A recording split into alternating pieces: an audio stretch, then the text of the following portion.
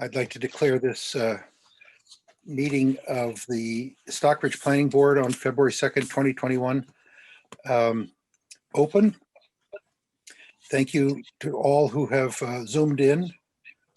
The first item of business is, as usual, the minutes of the February 19th, the January 19th meeting, which were distributed by Jennifer. Are there any comments, questions, concerns about those minutes? Any corrections? Hearing none, may I have a motion to approve the minutes? Move to accept. Second. The motion is from Gary. The second is from Wayne, I think. Yeah. Mhm. Jennifer, Yeah. would you call the roll, please? Wayne, Aye. Bill, Aye. Marie, Aye. Kate, Aye.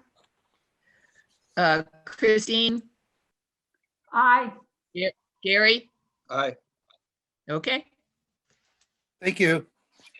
Okay, the next item on the agenda, and we may move things around a little bit to accommodate time. Excuse me.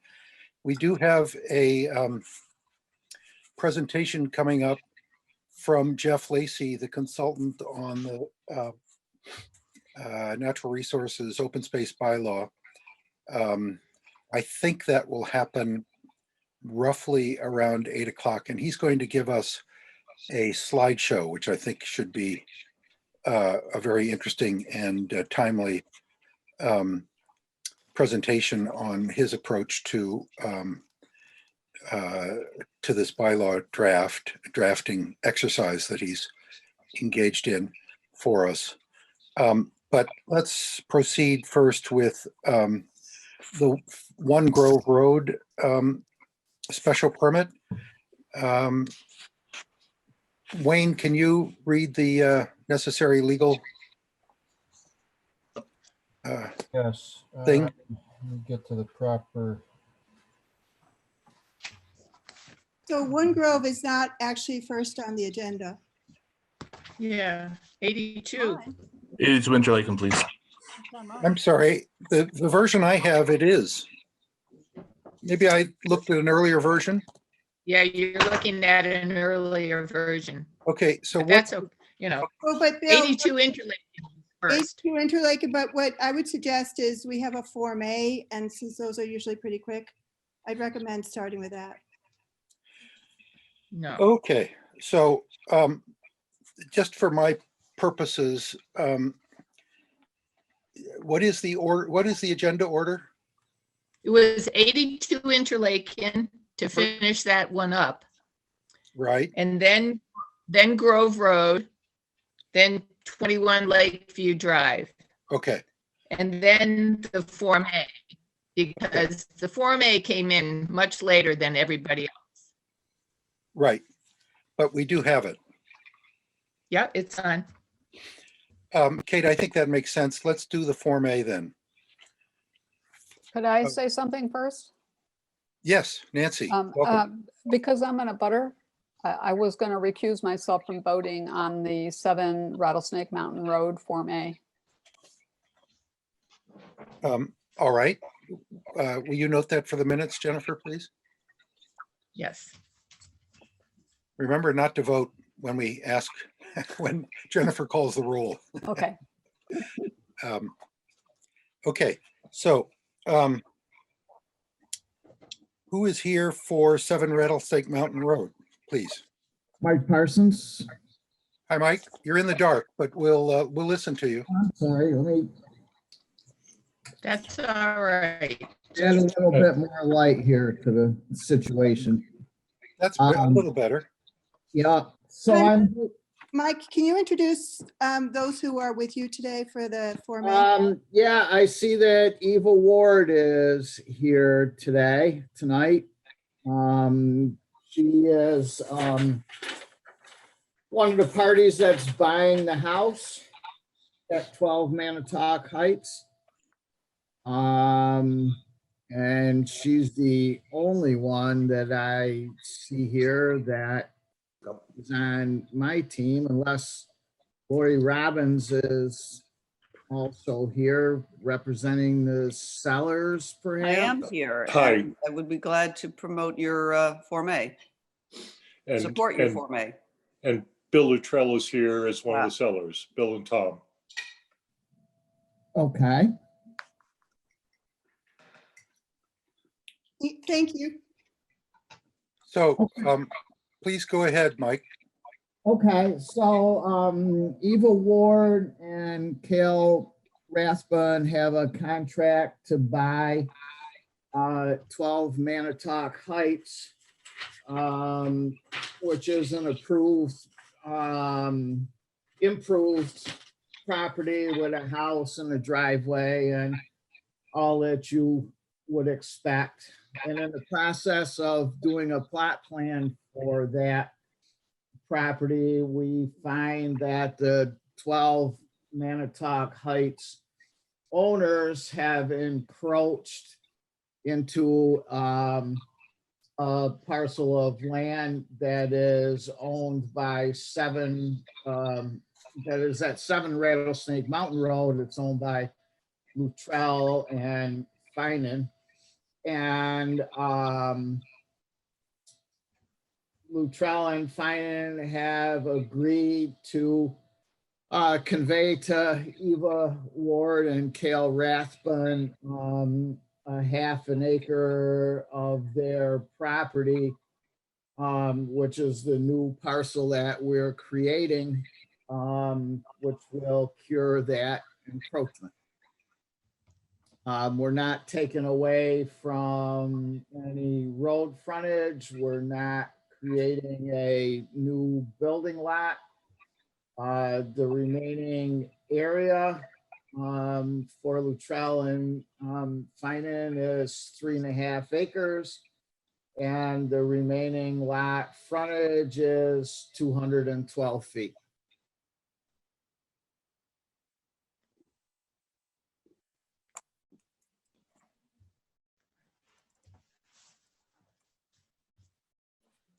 So the parcel being conveyed is parcel A in your drawing. That's correct. Mike, can you share your plan? I can't, unfortunately. I'm sorry. I don't have the ability to share it. I think we filed it electronically. I don't know. All right, I'll pull it up.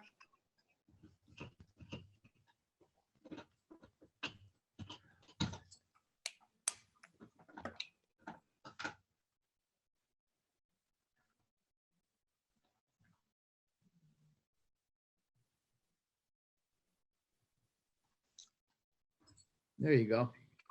Thank you, Kate. Thank you.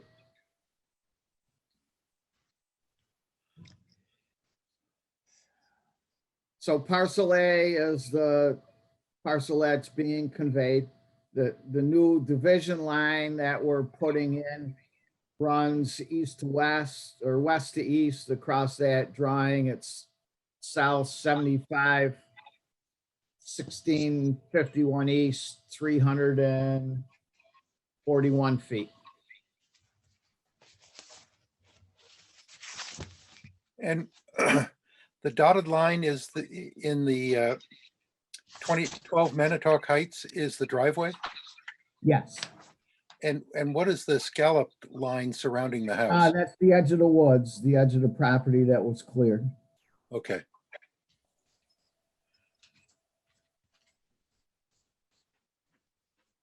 Okay. Are there any questions from members of the board?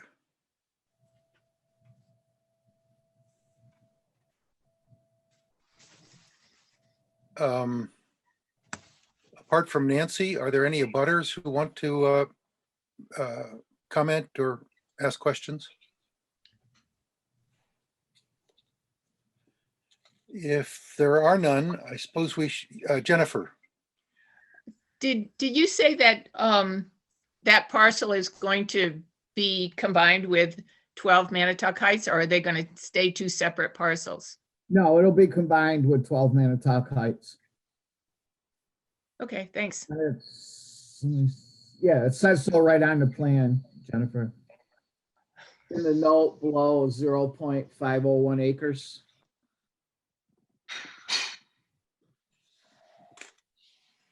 Yep, I see it. Thank you. Sorry. You're welcome. Okay, if there are no questions or comments from the board, shall we proceed to a vote?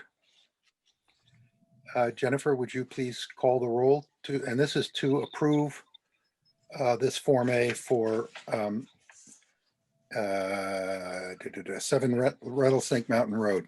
You need a Who motion. who made who made the I make a motion? motion that we approve the Form A. Thank you. Was that Wayne seconding it? Yes. Thank you. Okay, Jennifer? Wayne, Aye. Bill, Aye. Nancy. Abstain. Oh, yeah, sorry. I meant to not call you. That's okay. Marie, Aye. Kate, Aye. Christine, Aye. Gary. Aye. Okay, that's everybody. Okay. Thank Thank you so you, much. Mike, Thank you. and others regarding this matter. Thank you. Thank you.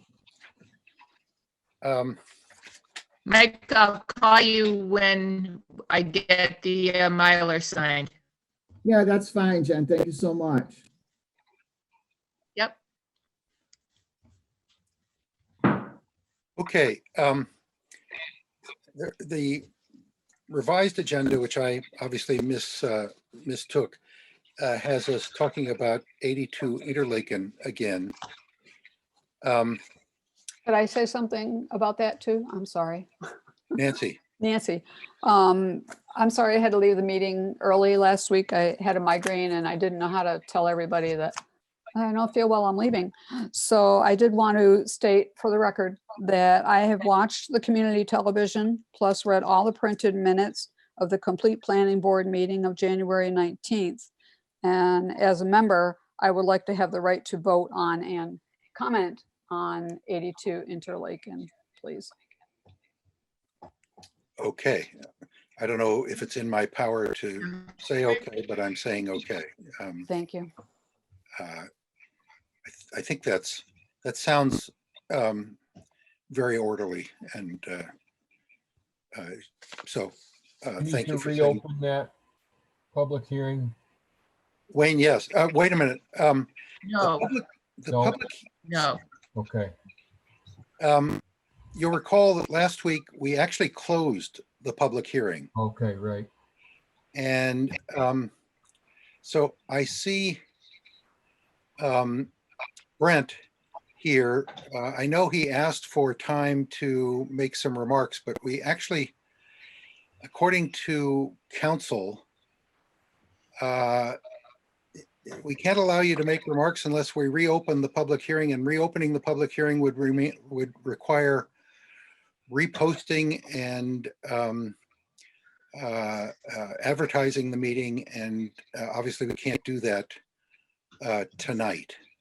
So it's a technicality, but it's an important one, and that's the consequence of closing last week, at the last meeting, closing this matter, closing the public hearing on this matter.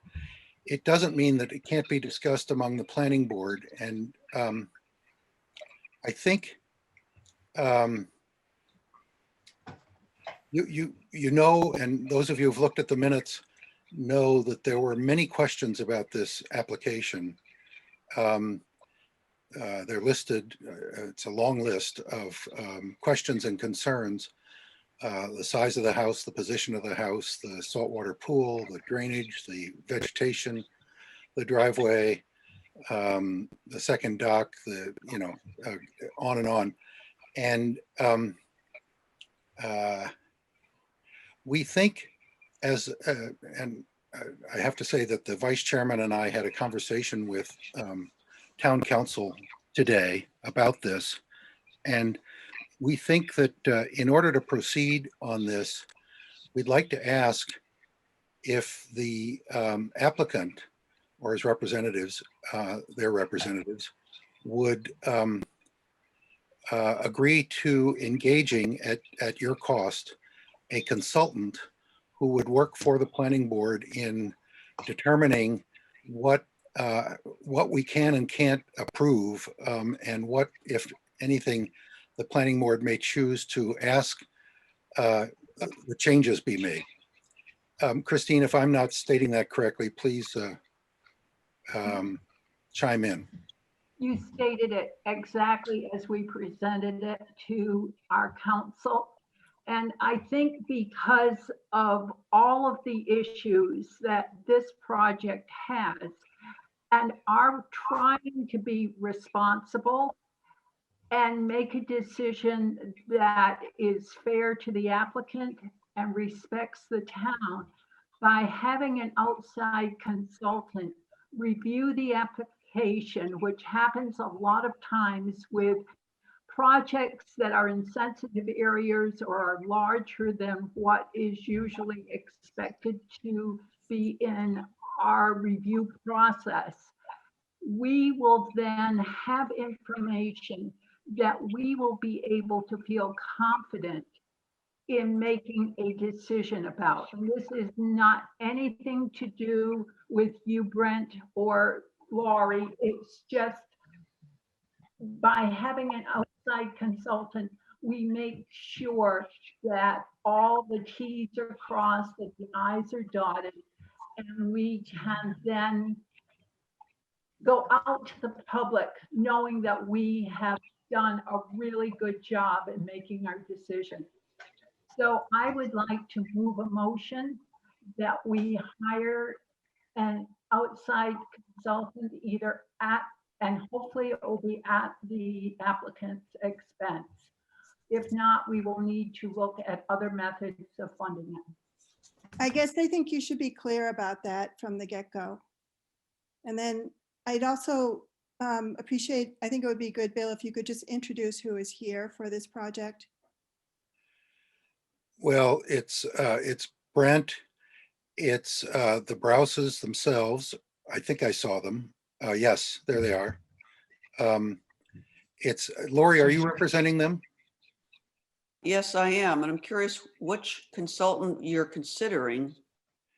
We haven't made that determination. Probably an engineering firm. But to be determined.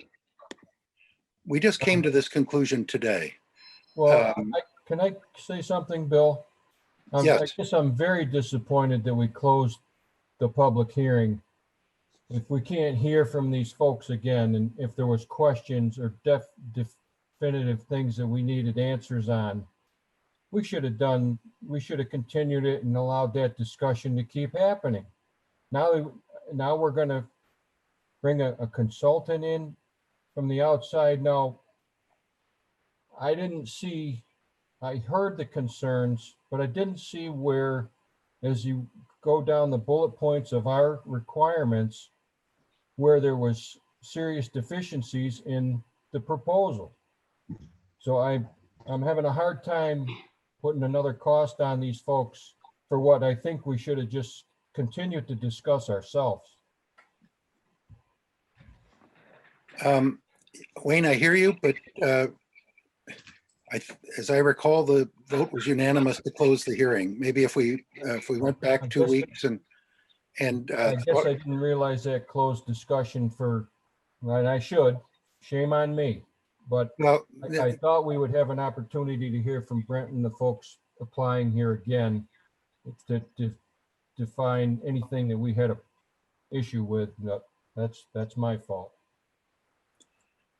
well, there was an extensive discussion 2 weeks ago on these points. I mean, we spent an hour or so on this 2 weeks ago. I mean, maybe we should have spent 2 hours, but there was a very extensive discussion on virtually everything that's listed in the minutes. In fact, everything that's listed in the minutes. I think, Maybe, Bill, yeah.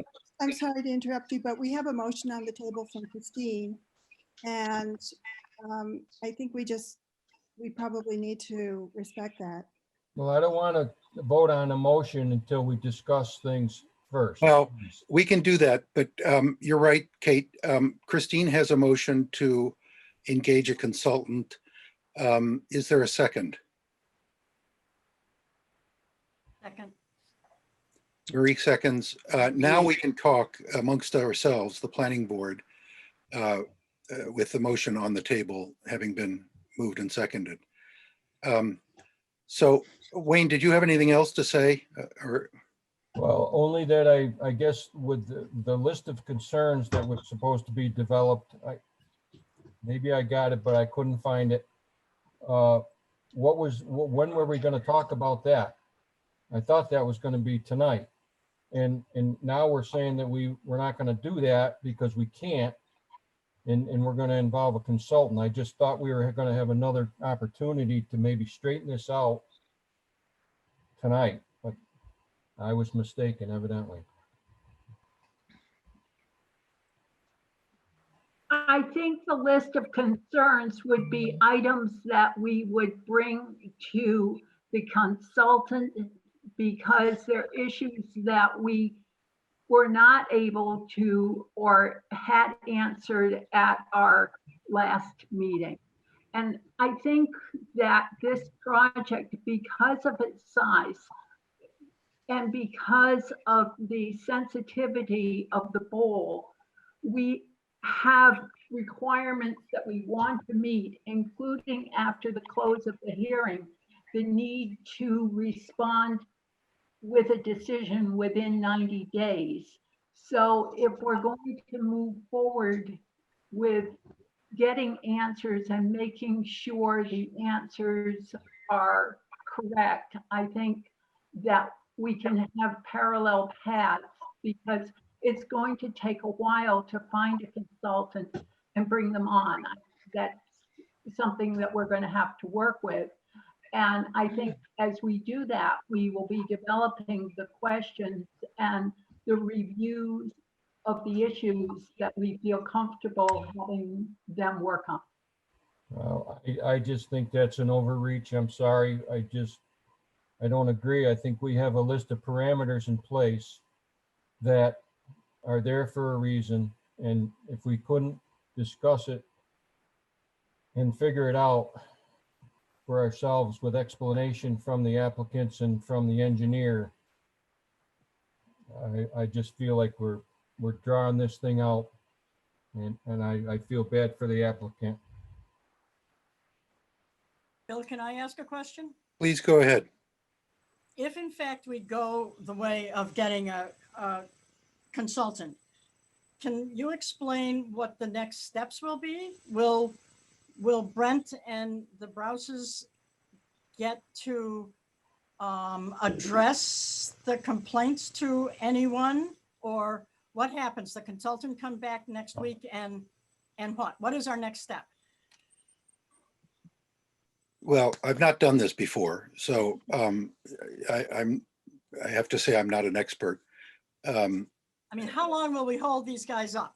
If we do this, can we then quickly give them an answer or ask them questions? Yes, I mean, we would seek a consultant expeditiously. I think that would take some time. We'd want to make a few phone calls, and I don't know that we'd have to do an RFP, but I think it would take at least a few days, maybe a week, to find and engage a consultant and agree on terms. And then the consultant would go to work looking at the application, reviewing the items that had been raised at the previous meeting, and coming back to us with their insights and observations for both the planning board and the applicant. Okay. Mr. Chairman, may I say a few things, please? This is a lot of new information that admittedly it was not discussed during the open public hearing, and I think it's only fair that we at least have a chance to engage as a part of this discussion, because there's some insights that I have personally that I think are material to this hearing, and I frankly think it's only fair for our for my clients to at least have the chance to speak on this. I hear you, Brent. we had a discussion last week and we closed the hearing because there was a Berkshire Regional Planning Commission presentation coming. We would have been happy to speak much longer on the items at the last public hearing. So I just need to state that for the record here that we were certainly prepared and willing to continue the discussion. And it was my impression this evening that there would be a discussion of conditions based on matters related to the pool and to the floating dock, which we understand that it's a big project, but admittedly, with the public hearing closed, even if you have a consultant's report, I can't respond to that report now. So, our hands are tied, and frankly, I work closely with many of our competing colleague, other engineering firms, and you'll be lucky to have a review of this project in 2 months, just with how busy in general this area is. You have 2 applications this evening. We're preparing for numerous boards in other towns, and those agendas are quite robust. So I would strongly suggest to the board that you will not have a proposal in a week. You'd be lucky to have one in 2 or 3 weeks.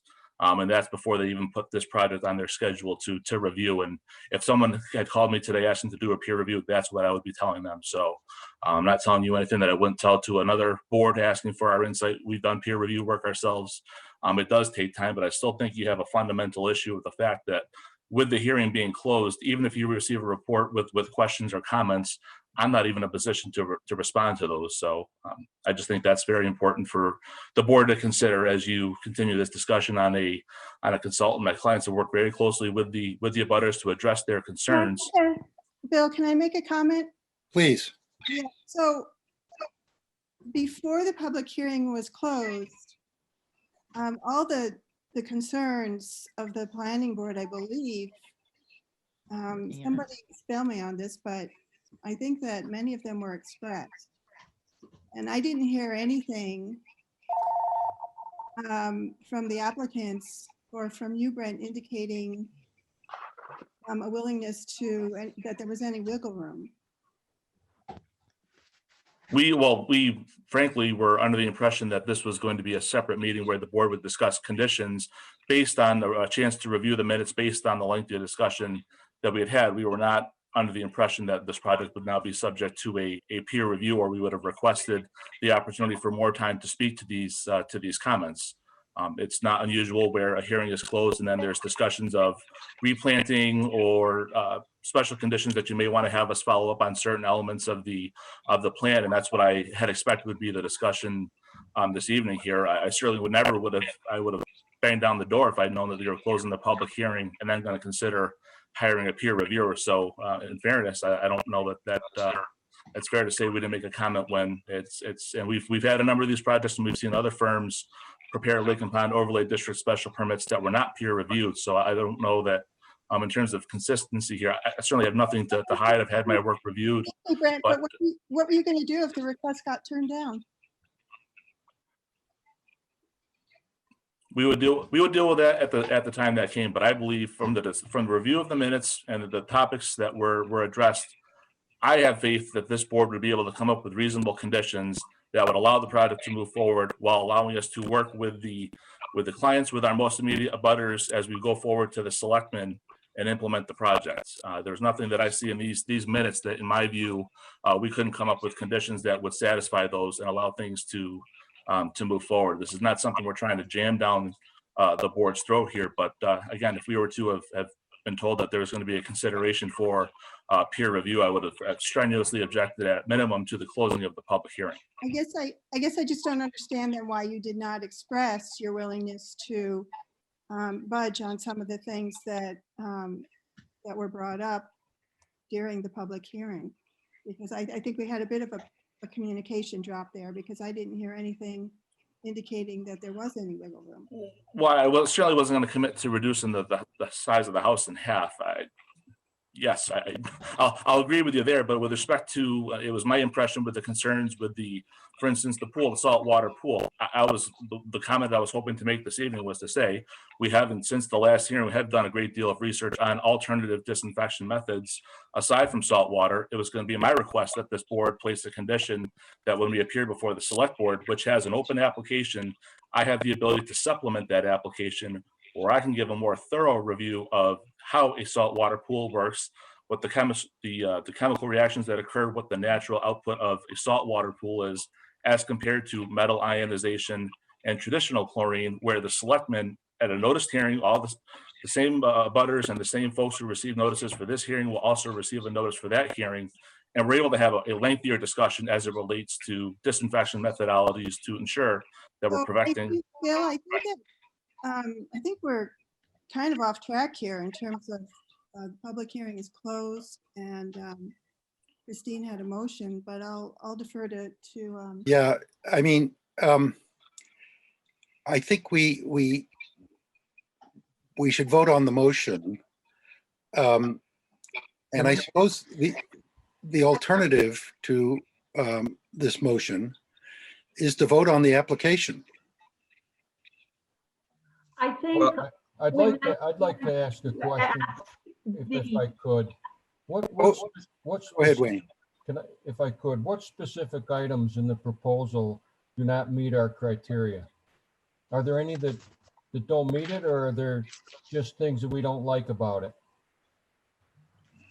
I mean, this is a special permit, so the board has a fair amount of leeway and, you know, in terms of it's a seven-member board. So, you know, keep in mind, there are 7 different opinions here. So you may be in favor of this project, but others may feel differently. I understand that, but I'm asking specifically if there was something that I'm missing that actually is not within the parameters of what we put forth. I don't believe that there's a violation of the lot coverage limitation or the setbacks or any of the typical things that you would look at to make sure that obvious violations were being proposed. But as Kate said, there were a number of concerns about the project, broad concerns about its size, its position, the pool, the driveway, the vegetation that concern people. And as I say, I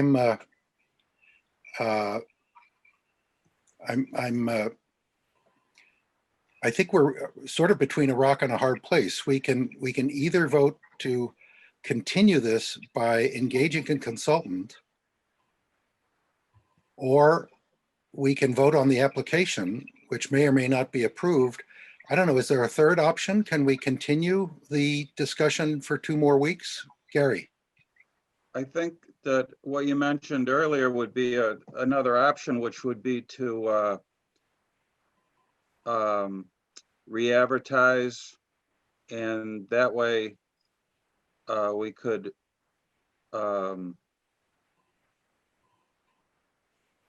reopen the discussion. It seems to me that's a shorter path. Can I actually just suggest one other that may be even shorter and allow the board to still take action this evening if possible? And that would be as it relates to the application itself. Obviously, the minutes have described different items as it relates to the floating dock and the swimming pool as the larger items. I would request that the board, as a part of what I would envision your setting of conditions, were to vote as it relates to approval of the house site, approval of the pool, approval of the guest house, and approval of the floating dock. So if it's a matter of someone's uncomfortable with respect to the saltwater pool, whether you were to set a condition to say we explain that further to the select board, or you don't approve the pool, but would still approve the house site, rain gardens, and things to that effect, I would suggest that as another alternative that allows this advertised hearing to proceed and allow the applicant to continue the process going before the Board of Selectmen. Thank you. So I think that it's actually, Christine's suggestion was reasonable given the scope of the project. I mean, my goodness, this is a property that's on the market for $3.5 million. What's that have to do with it? It's, you know, I think that it's reasonable to, given the cost here and what's being invested in this project, it's reasonable for us to take care with it as well. Well, that's fine, but there's a lot of expensive projects around the bowl that have been completed. I'm This just runs out of feeling public like, good, Wayne. This is a public good. The lake is a public good. I understand that, but there's giant projects around that bowl, not just this one. Right, and and- some of those projects have been very impactful and have, in my opinion, and this is just my opinion, have had a negative impact on the character of the area, of the neighborhood and of the lake. And, you know, I mean, that one I mentioned at the last meeting across the way, just south of the causeway, I've heard from some folks on that. So, you know, we get a range of projects. We have one coming up later in the meeting that is completely in scale with the neighborhood. Well, if you look at scale, there's just down the way, there's some giant properties with giant houses. So I don't think it's I know, and I something, know it's not exactly foreign what to the neighborhood is I what I'm know- saying. And I I know what you're- don't think that we need to engage a consultant. I would like to I just don't feel right about doing that. I'd rather continue the discussion in some way if we can condition, or like Brent suggested, take pieces away from it tonight. That's what I would like to do, but I'm not sure how we do that. But if that's an avenue to get some of this looked at and voted on, I would like to do that. I also think that there are large houses around the bowl. We recognize that. We also recognize that conditions have changed since there was the algae bloom, 3 years ago. And now the town is really spending lots of money and energy on making sure that we protect the bowl. We have a lot of valuable property along the bowl. And we have to recognize, as part of our criteria, is the impact of the neighborhood. And if you're cutting 32 trees, and yes, you're going to plant new trees. We've heard these trees are dead and dying, but what is the impact when you cut those many trees? What is the impact of the septic system and the road being made from the cul-de-sac to the septic system? There are just a lot of areas where there could be potential runoff. And if there's runoff, that goes into the bowl. And that causes pollution that then hurts all of us, everyone in this town who loves the bowl. And so I think that we have applicants who seem to be willing to develop a proposal, but we need to respect what they have done and respect the citizens of the town. And so when people say, how did that get approved? We can say, we looked at it in comparison with our bylaws, then we had questions, we had an outside review of the proposal. And then we made the decision based on the best facts that we had available. As Kate pointed out last week, the size of this house is in comparison to the size of the Congregational Church in downtown Stockbridge. And that is, if you go up to Proctor Hall and you sit and you look at the living space of that Congregational Church, that is a massive structure. So we are looking at something here that is much larger than what is usually approved by our board, certainly. But it falls within the parameters that we have in place. They're going to cut down 32 trees. They're going to plant back 64. The runoff from the lake has been accounted for with all kinds of sedimentation measures. So I don't know. I guess you're going to do what you're going to do, but I just don't agree. We need to make sure that those sedimentation levels are agreed to. And I've looked at those plans and I do not feel comfortable reviewing it myself. I do not have that kind of experience. I can look at some of the smaller projects that we have and make a determination as to whether I feel comfortable.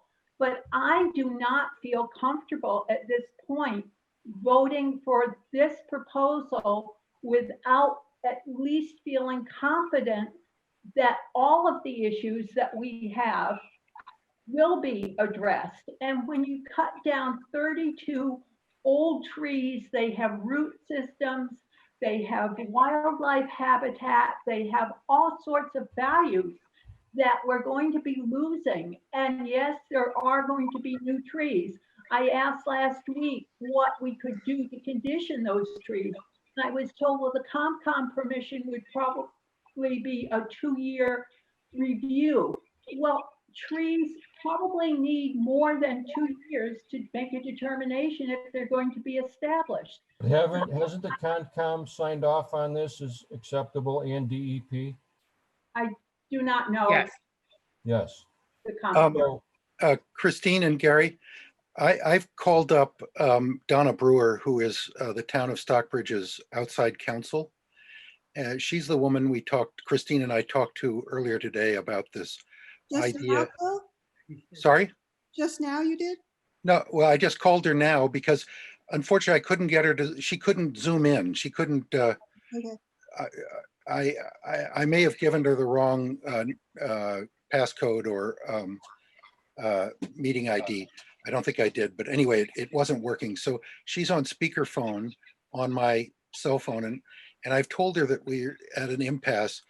We have, it seems to me, potentially 3 choices here.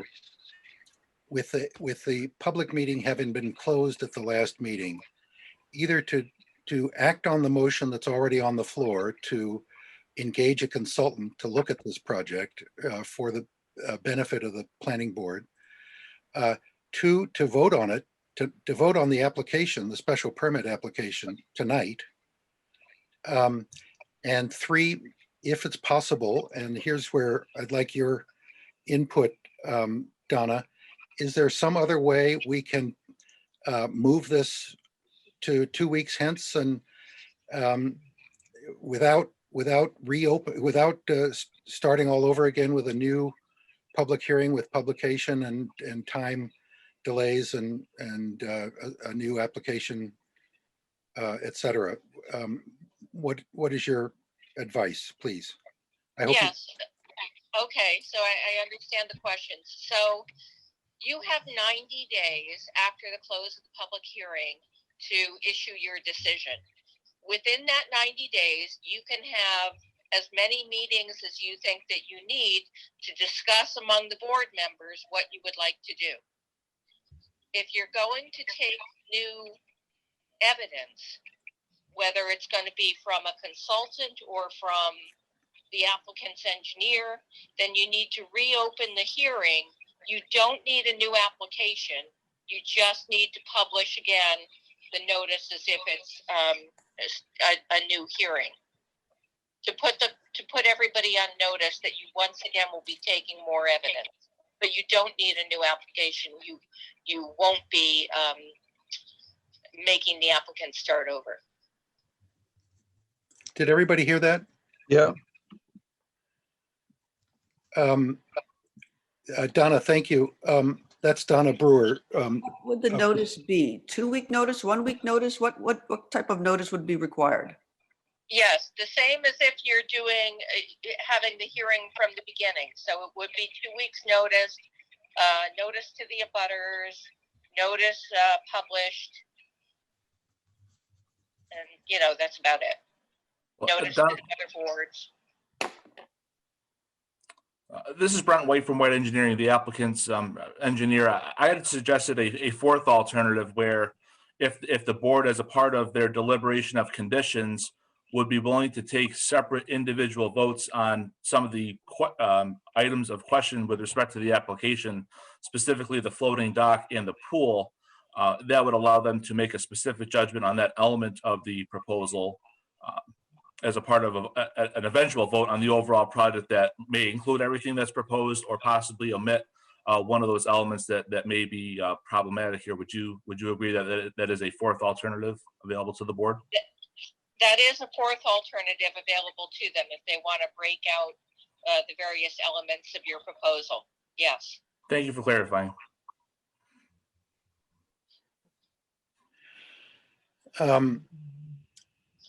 Okay, Donna, thank you. Please hang on. We may need you. Sure will. Yep, I'm here. Okay.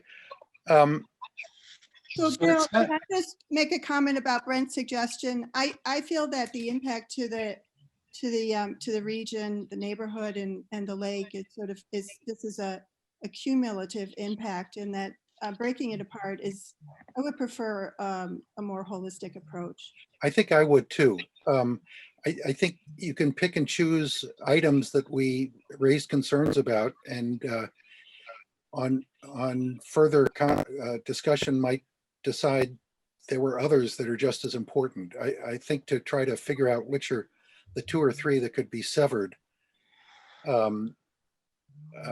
is a recipe for maybe some confusion down the road.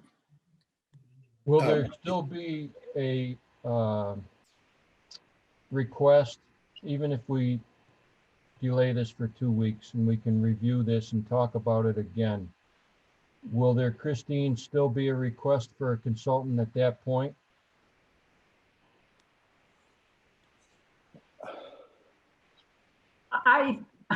I don't know, but I certainly would like more information than we have gotten. And I think an outside review has never hurt an application and can usually make them stronger and give people the information they need to make an informed decision, and a decision that can withstand a court challenge. Because the last thing that we want to do is end up being in court and having our decision overruled by a judge that doesn't live here. Hey, folks, we got one of the premier engineers in the county right here on the call. So I don't know. Mark, are you available?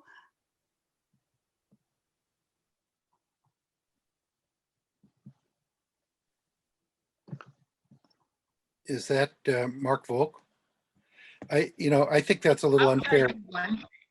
I think it's a little unfair to put him on the spot like that. I agree. I'm sorry. I agree. I just couldn't help seeing Mark sitting there on the call. Yeah. I agree with you, Bill. I take that back. Yeah.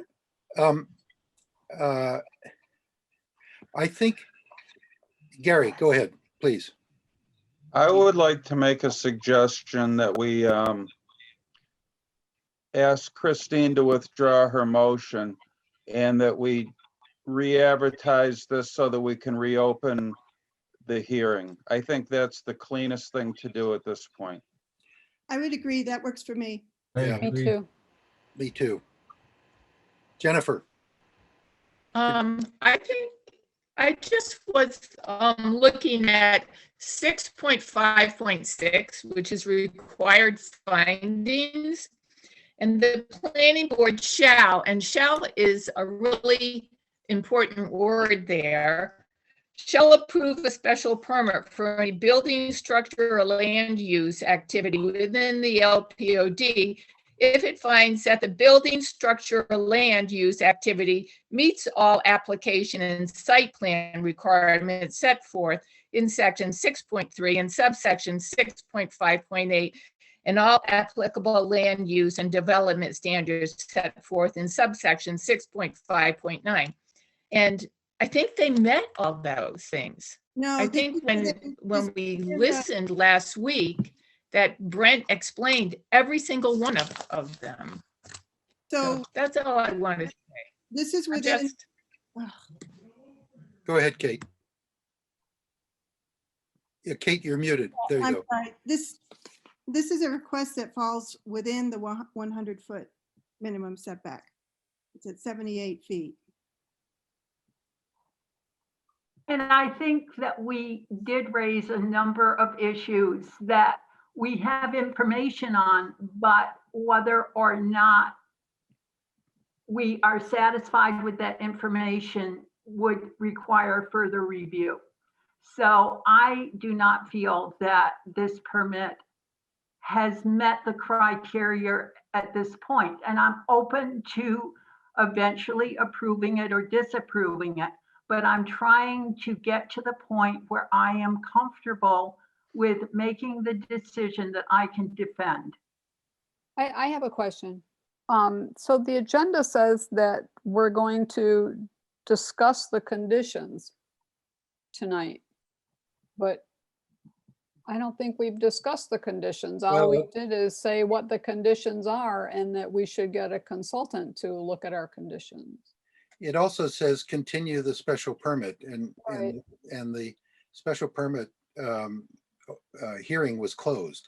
So it's a slight I think misuse of, I'm not blaming Jennifer. It's just Right. the language is, it's 82 Interlaken. We were going to talk about 82 Interlaken and Donna, have you looked at 6.5.6 in our zoning bylaws, and do you agree with Jenna? Well, you weren't here for the meeting 2 weeks ago, but does the board have the flexibility, the ability to carry on with following Gary's suggestion that we have the consulting arrangement withdrawn, that motion withdrawn, and we do a new public hearing, advertise a new public hearing. Can we do that, or does 6.5.6 limit us in some way?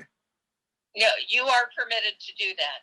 6.5.6 does not require you to make a decision tonight. Okay. Did everybody hear that? Yes. I have another Yes. question.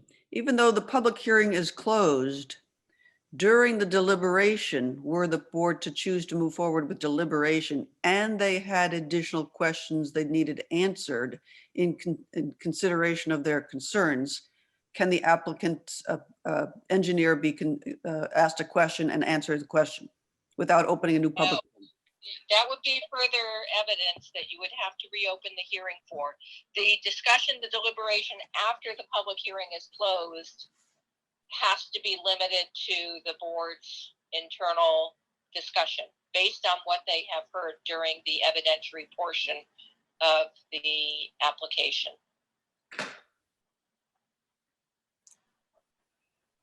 So are we agreed, or do we, well, let me, first things first. Christine, do you wish to withdraw your motion Yes.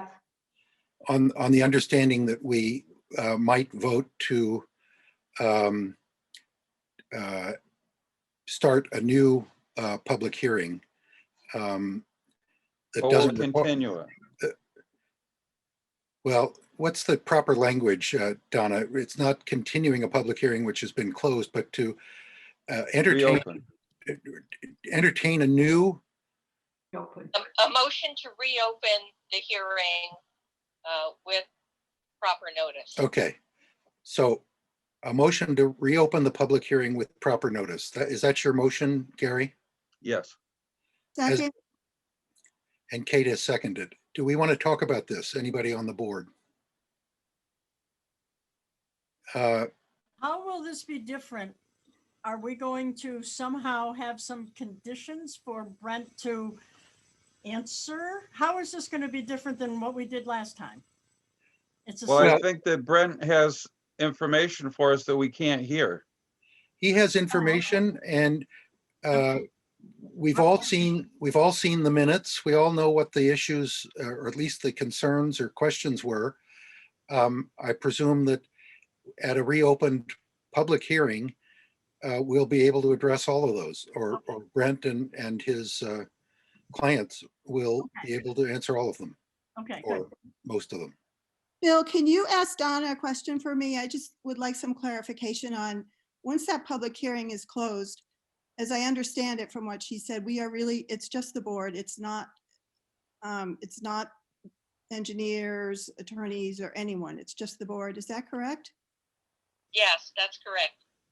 Thank you. So in order to get input from the applicant and his and her advisors, we need to reopen the public hearing with notice, with, as Donna suggested.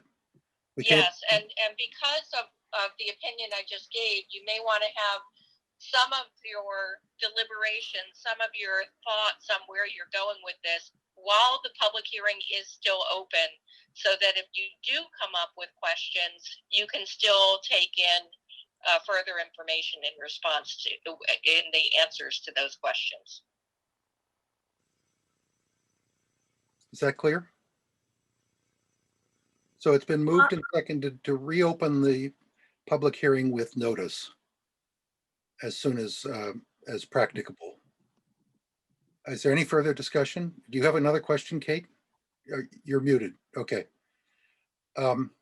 Jennifer, we'll proceed to a vote if nobody objects. Jennifer, would you call the roll, please? And you're muted. You have to second that motion? It was seconded. Oh, I'm sorry, I missed it. Kate seconded it. Oh, okay. Sorry, Kate. No problem. Nancy, it's Aye. okay. Nancy, Aye. Marie, Aye. Wayne, Aye. Gary. Aye. Bill, Aye. Kate, Aye. Christine. Aye. That's everybody.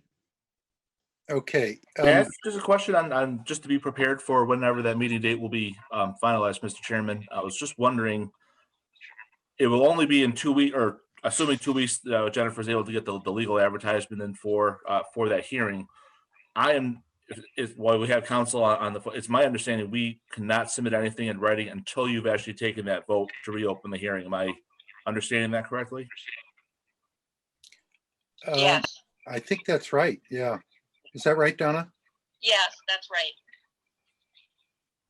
So you'll take the vote in a couple weeks to reopen the hearing, but am I understanding that obviously we'll have the opportunity to have a further discussion of the concerns identified in the minutes, correct? Yeah, we've taken the vote to reopen the hearing after proper notice. And at that hearing that will be reopened, you will be able to speak, and we will be able to engage in a conversation addressing all or the most important, or the sticking points that concern the board and you the most. Can I just ask Brent a question having nothing to do with this, really? Please. Brent, did you say you have a hearing with the selectmen about the pool? Property. We ultimately we've applied for, and I believe the abutter notices have gone out or will be going out for a hearing for the selectmen for the under 6.1 for the demolition and reconstruction of the single family home. What I was suggesting and hoping maybe an expedient way of allowing the pool to be further discussed with the selectmen would be, I would have hoped that there would have been a condition that would have said that we would be required to submit a more detailed summary of our research related to disinfection methodologies to the Board of Selectmen as a part of their review of the overall project and the ultimate granting of a special permit of the house. I realize the floating dock and those other matters, frankly, the selectmen as a part of reviewing the house will review all these items. So that's really the direction I was hoping we would go in based on the votes taken at the meeting 2 weeks ago and the agenda posted. So I'm just. Do you have a date for that? I believe that was the 25th, Jennifer, is that correct? I think so. Yes, I was informed February 25th before the Board of Selectmen. Oh, okay, so that's after our next meeting. I was gonna say, we could we could hear what you say to the selectmen, but that's after our next meeting. But, Yeah, and in terms of actually publishing notice of a reopened hearing, it's got to We be, won't be able to hear 82 until March 2nd. Okay. Okay. yeah, because there's not 2 weeks Right. time So- between Okay, between so- publication and our next meeting. So we can listen to your selectmen's meeting presentation too, as well. Yes. Yeah. Okay, so that's the decision to reopen upon proper notice. Probably on the first meeting in March, at which time we'll be able to address all the concerns that we have and that you have responses to. And I'm sorry for the confusion. If I screwed up, I apologize. No, no, but this was a complicated one, and it was a really good move to get Donna on the phone. Yeah, I had a feeling we might need her, and she's been great. We only asked her to join this a few hours ago, and she was ready, willing, and able. So we're very grateful to you, Donna. And my guess is you won't have heard the last of this. So thank you for your time tonight. Sure, I'm sorry the Zoom didn't work. Next time we'll do better. Yeah, I must have missent the Zoom information. Next time we'll do better. Thanks. Okay, thanks, everybody. Thank you. Good night. Thank you. Okay. I think that disposes for the time being of this matter. Correct? Yes. Yes. Thank you all for those of you from the applicant. And I hope we can sort this out, or at least make real progress at the hopefully the first meeting in March, whatever date that is, first Tuesday in March. Thank you. Thank you. Now I think it's 1 Grove Street, special permit. Am I right?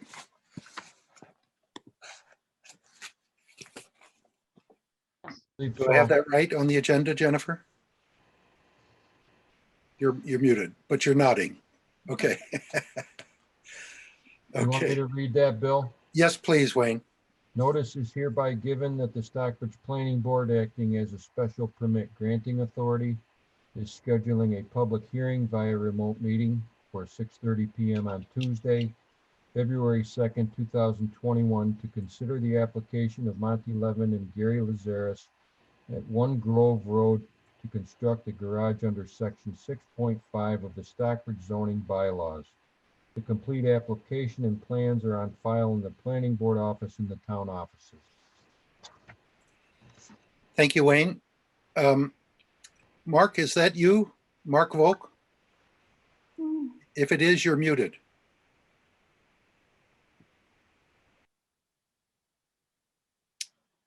Is there someone else who wants to talk? No, about? here. Is that good, Bill? Yes. Go ahead, Okay, please. and I should have Jackson Alberti on too, who is my video guy. Okay, I don't see him, but oh, he's about to share the screen. Oh, there he is. Yep. Good. Okay. Thank you. We can see it. Please All go right. ahead. So, Monty and Gary would like to develop or construct a single car garage on their property. It's what is in shaded there. It's a 20 by 16 garage, and it has a artist studio above it. It's proposed to be connected to sewer, water, and have electric facilities. It's located 118 feet away from the lake. It's in an area that is already cleared. There's no trees to be cut. It's 13.1% of the LPOD area that is developed on the site.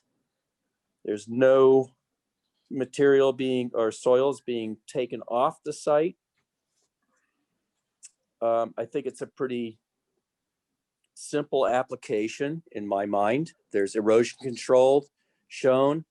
Your Conservation Commission has given it a negative determination. They have not issued that because they're a little slow on that stuff, but they have determined that it is a negative determination, which is allowing this to go forward as proposed with the erosion controls. I think that's about it as far as I'm want to present it. If you guys have questions, I'll be happy to answer. Mark, I think this is not connected in any physical way in terms of underground tunnel or otherwise to the house itself? No. It's a standalone garage structure, right? Right. Okay. Mark, can you, you might want to just clarify that negative determination for anybody watching means that the Concom has approved it?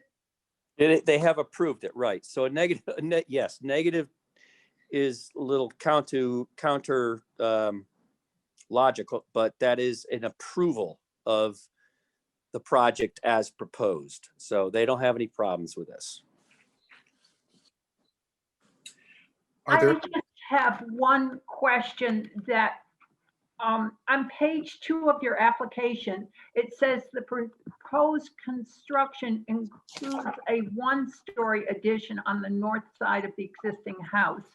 And you just said it was a 2-story addition, or maybe I heard that wrong. And I just want to make sure that the application complies with what we're hearing tonight. Okay, so what is proposed is a garage with an artist studio above it. It is a separate structure, 16 by 20 feet long. It has a stairway up to an upper loft or studio. One of the applicants is an artist, and that's what they're proposing. So I think, does that answer your question, Christine? I'm still a little confused because it says the proposed construction includes a new 1-story addition on the north side of the existing house. And all right, so Yep. yeah, that may be, if that's in there, that was what we do is we edit old LPODs. This has gone through 3 LPODs. This is the 3rd one. So that may be reminiscences, and I apologize if that was in there. This is a separate structure. It's a 1-story or 2-story. So it has a concrete slab garage down below, and then it has a studio up above it. Yeah, I think the problem is that although the application is dated, December, right. The meat of the application at the bottom of each page is dated July 2017. And I just don't want to have somebody 10 years from now looking at this proposal and then trying to figure out something. So I think when we make a motion, we should make sure that that is crossed out in the special permit application for the LPOD on page. I think I think that's a good way to go forward with this. And I apologize if that wasn't revised. Mark, can you, there's also something about the, it looks like one of the drawings has, of the garage, the studio has lighting. Can you just confirm? It looks like it's downward directed, but can you just confirm that? It's all downward directed lighting, correct. There's no exterior or flood lighting proposed. This is all, it's a sort of a farm barn structure lighting that's proposed, which is down lighting. Yeah, no, it's attractive. I'm just curious, what is rock wool insulation? the insulation. Instead of having fiberglass, it's actually it's a rock base. It's just the insulation that they're proposing on the structure. Okay, It's a little it's denser and it's a little bit more environmentally friendly than fiberglass. okay. And then can you just tell people a little bit about because the impermeable surface is being increased, but you're addressing that with the drip edge, is that what you called it? Right. So it's not, it is the garage is located in an existing area of driveway, which is right now is compacted stone. So we're going from like a 92% permeability to a 0. So it's not significant. It's not in engineering terms. So what we're proposing for impervious surface infiltration is using a drip edge on the edge of the roof. So on both sides of the gable roof, there would be drip edges that are about 2 by 1.5 foot deep, which is crushed stone. Water would fall on the garage, fall off, and get into the drip edge and have capacity infiltrate. Because it's a fairly small structure, we're not really proposing to do any significant infiltration chambers underground or anything. So that is what's proposed. Thank you. Mark, is there a kitchen up in the loft or the upstairs part? It is not a full kitchen is proposed. That is what I have been shown. Thanks. Any other questions, Mark? Are there any comments from abutters on this Zoom?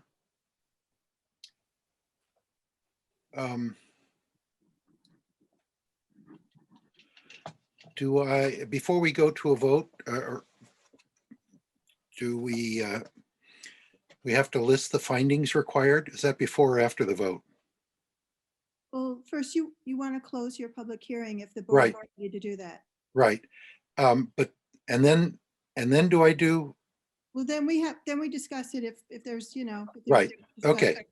Okay. Can I have a motion to close the public hearing? So moved. Second. Thank you. Any further discussion before we proceed to a vote?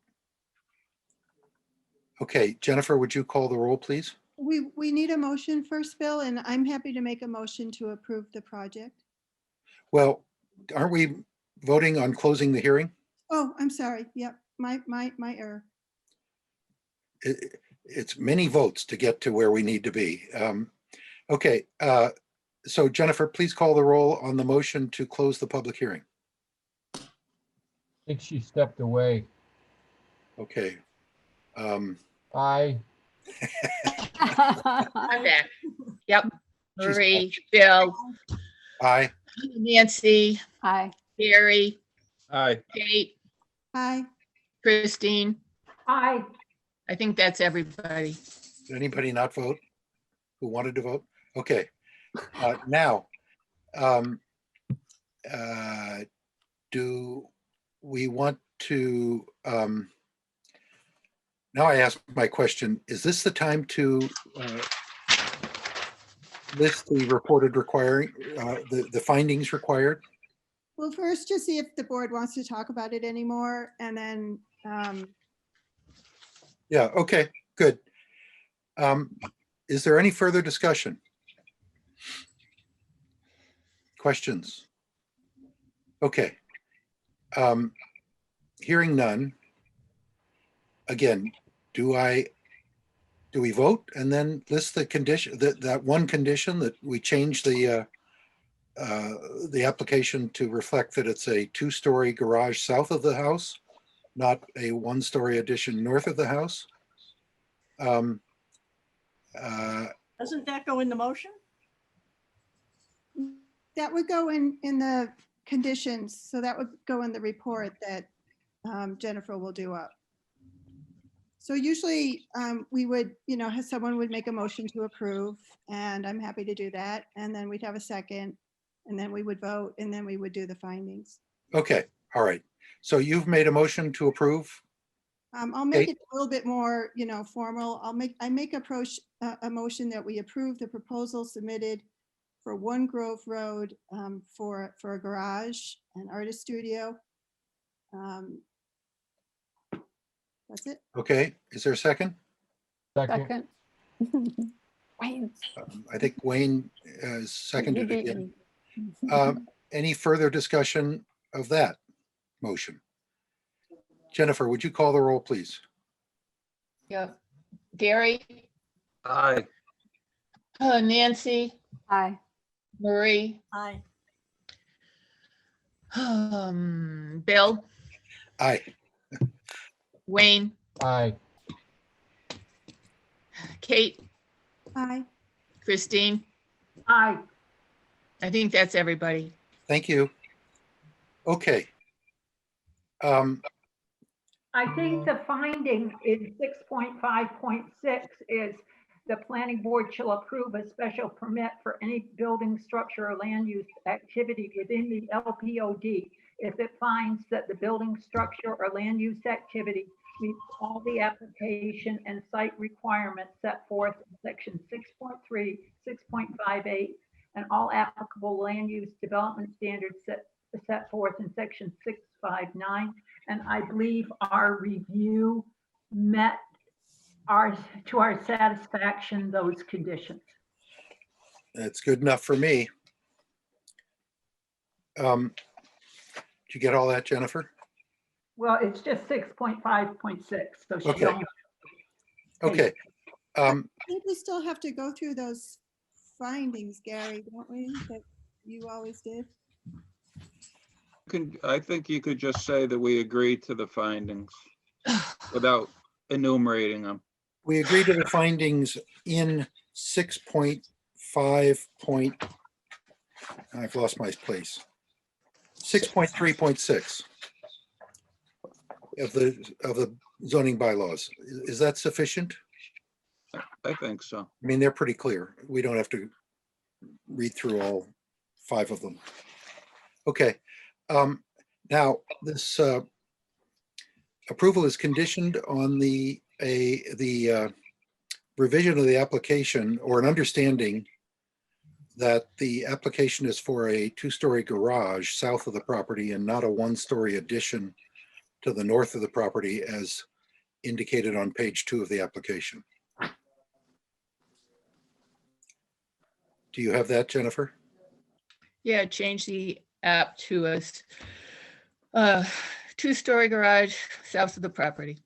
Right. Okay. I think we're done on this.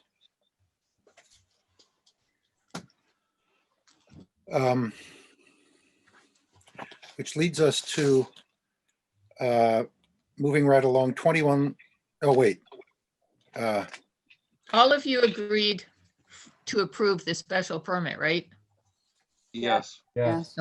We did. Good. Thank you. Thank you. Now I think we're doing 21 Lakeview. Mark, are you still with us?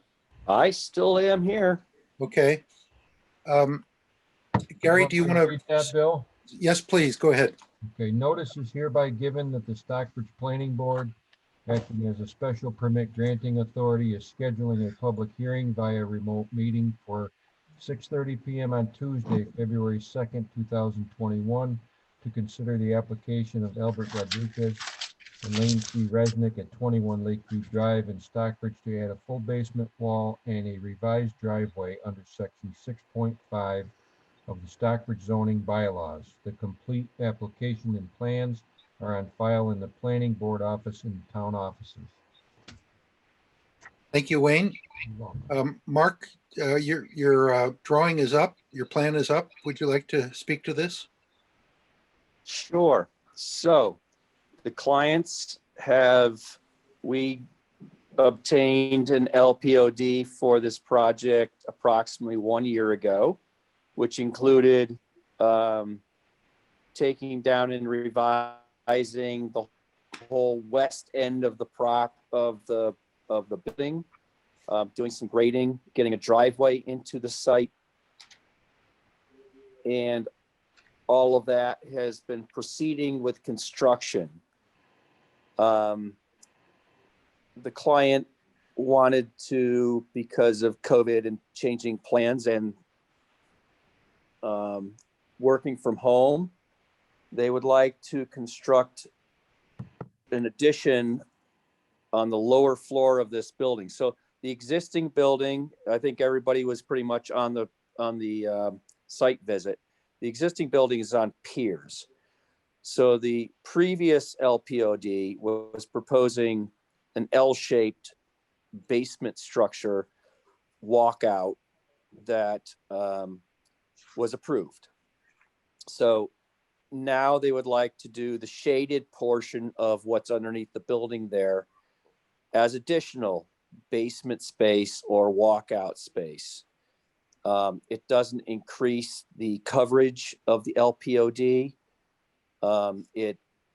We have added a little bit more to the infiltration galleys that were proposed underneath the driveway. And we've also proposed that the driveway and the wall, the retaining walls that were proposed out on the site be extended out to the building now that the building is going to have a full foundation wall. Since the full foundation wall is going to be put in there, then that is, they might as well use that as a parking and entry space that's going to be at grade. Otherwise, they have a 6 or 7 foot hole there. So that's the minimal. It's pretty minimal in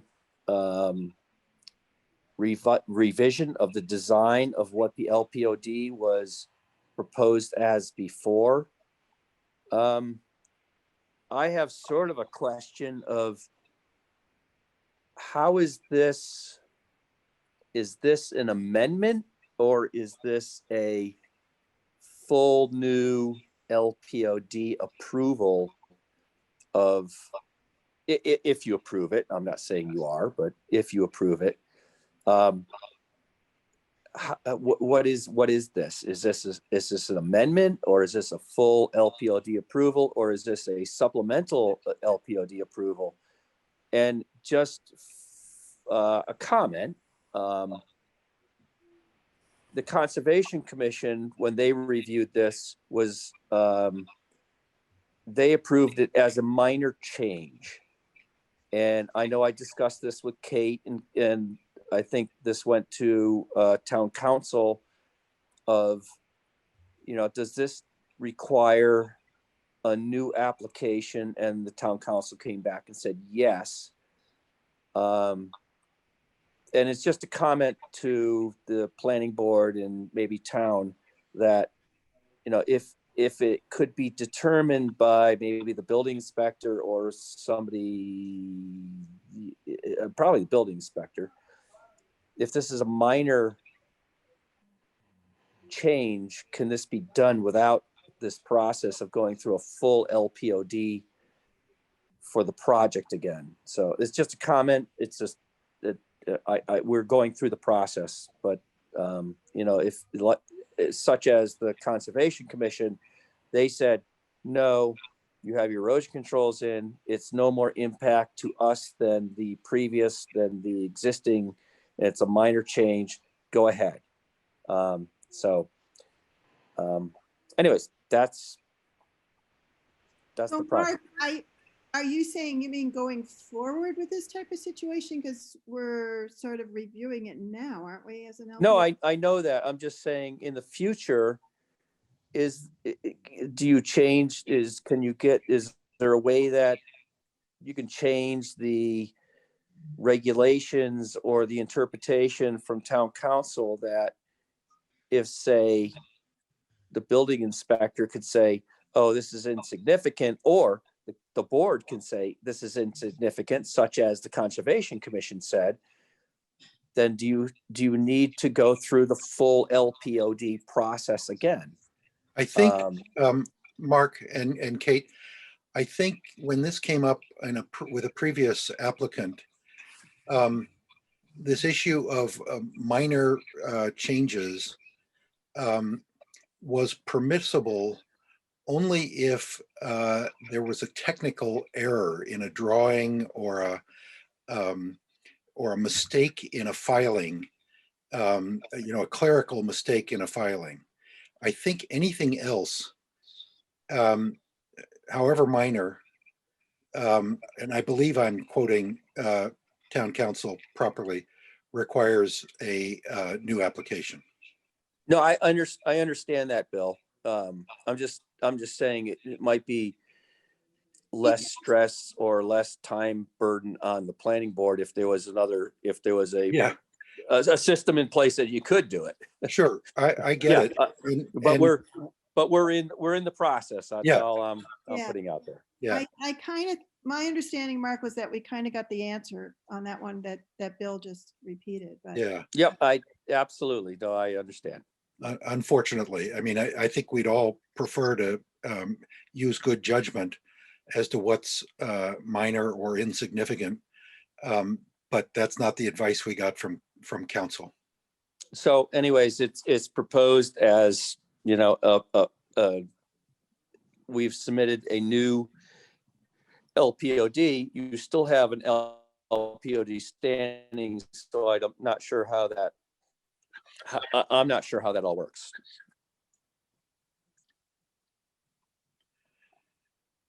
Are there any questions of Mark? For this request? Yes. Yeah, I do have a question, Mark. The Ready Rock wall that I love. Yeah. Somehow or another, that went from a smaller size facade to a much larger size facade. And all of a sudden, I got Christine's reference to the Ted Williams Tunnel. So, Well, the Ready Rock is the face as proposed would have been the same regardless. There's Ready Rock has different products. They have some that are thicker, like they have they're 22 inches deep or 44 inches deep. So, but the face of them is what is consistent. So that doesn't change with any of the product line really. There's different Ready Rock faces that a client can choose. And when I propose a project, I always sit there to a client and say, here's the website. I'm not going to steer you towards a face, the look of what it is. So it is what it is. They have them on site. It's serving the purpose of holding back earth and change of grade. So I hear you that they're not the most beautiful things in the world, but they are serving the purpose, and they are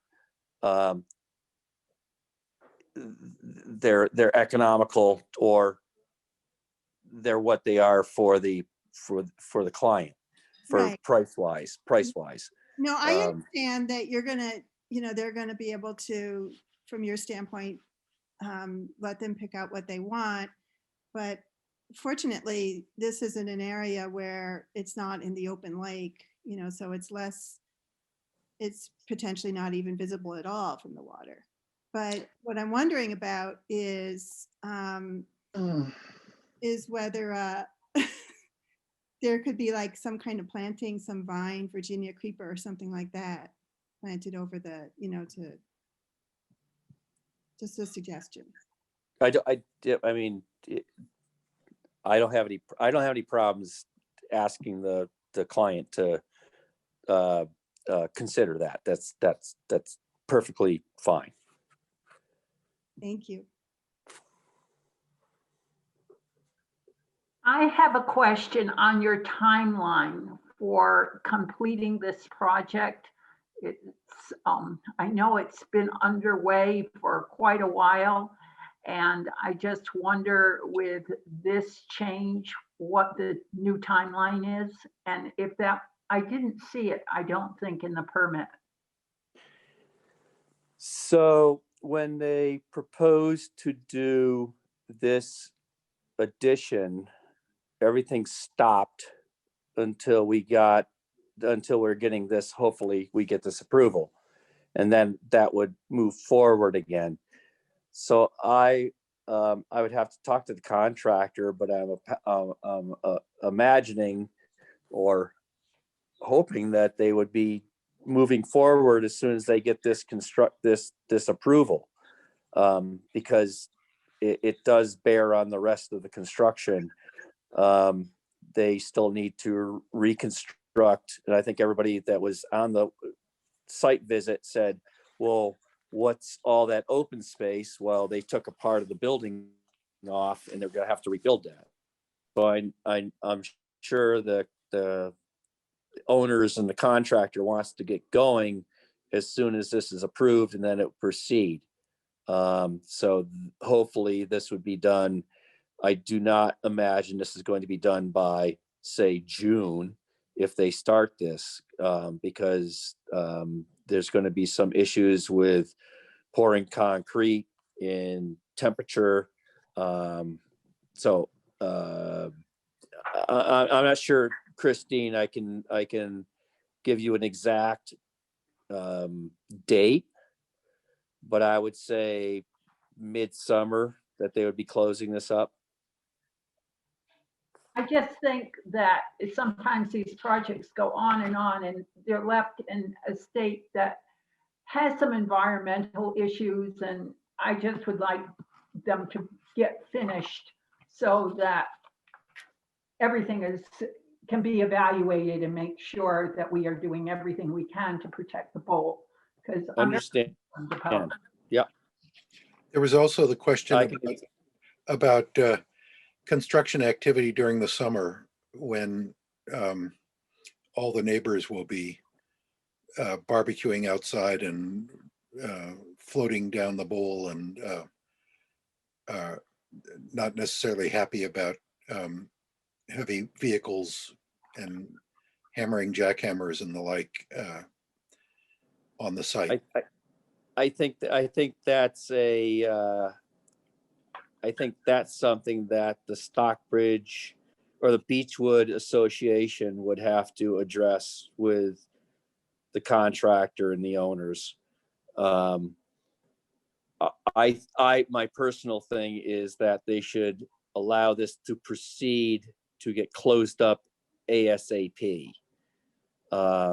So if the contractor can move in here and close in as much as possible by, say, June or so, then they can do interior work and minor exterior work without major construction, but get the large construction. In the past, there was some agreements out in Beechwood that there would be no construction in the summer. Then that's just a generalization on my part of doing this for the last 30 years.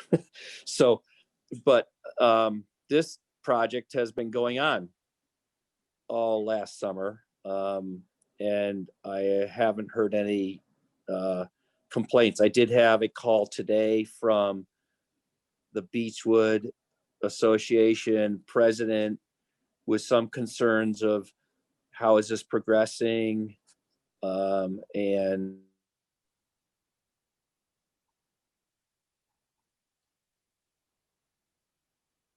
I think we lost you, Mark. What's happened to Mark? Anyways, the president of the Beechwood Association that I talked to today didn't have any concerns relating to what is proposed underneath the building and what's proposed. Okay, that's good. Just one more question for me, Oh my God. if I may. Gary, you're not on mute. Um, So, Mark, in terms of, I was expecting that more of the plantings on the lakeside would have been saved than there was a little bit more clear cutting than I thought there was going to be. Will there be more plantings put back in? And do you feel that infiltration is going to be addressed? So in my opinion, everything in the first application of the LPOD would stand.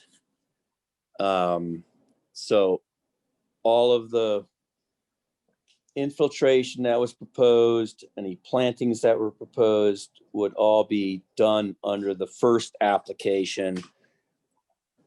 That would hold. That's my question of what is this approval doing? Is it just amending to the original LPOD? Because that needs to stand as it was approved back in about a year ago. And then this needs to stand with any additional approvals or conditions. So that's just a question of mine, how this is being approved. And my assumption is it's approved, but that's your decision. I make a motion, we accept this proposal, approve this application. Second. Before you do that, there's an abutter here. Do I have any Yes, opportunity to say anything? yes. Who are you? Yes, I'm directly across the street from 21 at 10 Lakeview Drive. My name is Rick or Merrick Rosane. And I just wanted to both ask Mark a question, but also to emphasize that we have been living with this construction site for a long time, which has been a terrible mess. And we are hoping that it gets completed rather soon because it looks not so wonderful to us. And we're here all the time. My wife and I are both working remotely. So Mark, for you, I would hope that you could be in touch with the owners and the construction people to let us know when there's going to be loud noise, because we are actually earning a living right now here in this COVID period remotely. And so that would be one request. And then also I just have a question concerning the driveway itself. I don't see anything on here that indicated there was a change in the driveway from the original proposal.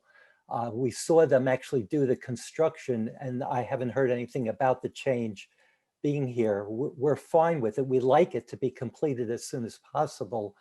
But I'd like to know about the guardrails that apparently are going up. In Beechwood, we've never had this kind of fencing or guardrails. It looks a little bit like the Long Island Expressway as opposed to something in Beechwood. But that aside, right now, the posts that are sticking up, you know, some seem to be up 2-3 feet, some 8 feet. It looks really kind of bizarre. So I just wanted to know what the intention of that was. And then lastly, with respect to the vegetation and putting in new plants, I hope they will do a lot of that, because in the original plan, there were X number of trees that were supposedly coming down. And I will tell you, we watched many more trees being cut down than on the proposal. All right, well, I can check on the trees that have been taken down.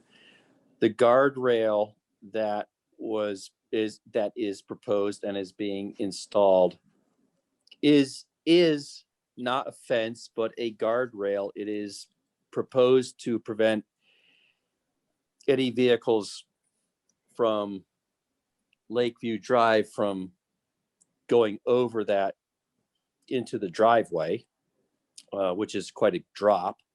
So it is a structural proposed guardrail. So it's sort of what you're discussing, that it is, you know, part of your parkway. Yes. And I had that discussion with your president of Beechwood today. and just clarified that. So those posts, typically the guardrail will be approximately 32 inches, 36 inches high. It's not going to be tall.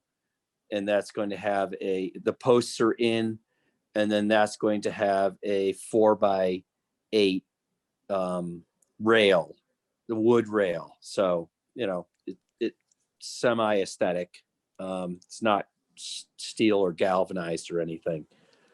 I can talk to the contractor and see and ask what his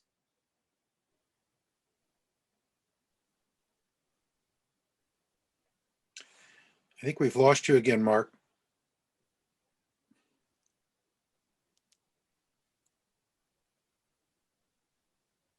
Mark, are you there? You seem to have cut out.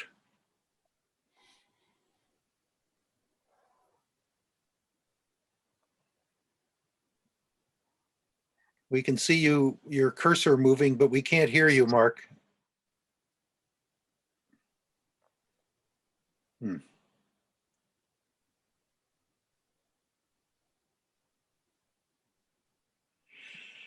Well, excuse me. This is Carla Krasnick. I'm also a Beechwood resident, and I just have a comment and I'm blocking on the exact months that this is not possible, but we do have a restriction on very high weight construction vehicles coming into Beechwood, especially in mud season, because of the damage that we've experienced for our roads. So if that's something that Mark can check on before, in terms of the timing of some of this work, that would be appreciated. And just to emphasize that, I think it was 2 years ago, maybe 3 years ago, March, when Yes. the mud season comes in, we had terrible damage to the road. And if they're going to first start pouring their concrete with those heavy trucks with a lot of noise, that will be a real problem for us in March. Well, we've put a restriction within the community on all construction. Yeah, I during those appreciate that, months. Carla. However, we have to rely on contractors to actually follow the restrictions, and sometimes they don't. And we pay the price significantly. Yeah. Mark, are you back on? Apparently not. So maybe we should just continue the hearing? Yeah. There's Well, a motion on the Bill? floor. yeah, Mark, is that you? Yep, I'm back again. Sorry. I don't We know lost where So that went. You heard Mr. Rossine's questions, 3 of them, and you were in the midst of addressing them. And then Ms. Krasnick, another neighbor, did you hear her? No, I missed that. Sorry. Apologize. No, just technical difficulties, I guess. She was talking about heavy equipment during the mud season ruining the road and hoping that that could be avoided. Well, I would hopefully that can be avoided if this is approved and it can move forward. There is methods that they can do that pour this foundation, this new part of the foundation. Most of what was proposed in the original LPOD has been poured, has been constructed. What they would have to do is just do what is proposed under this LPOD application.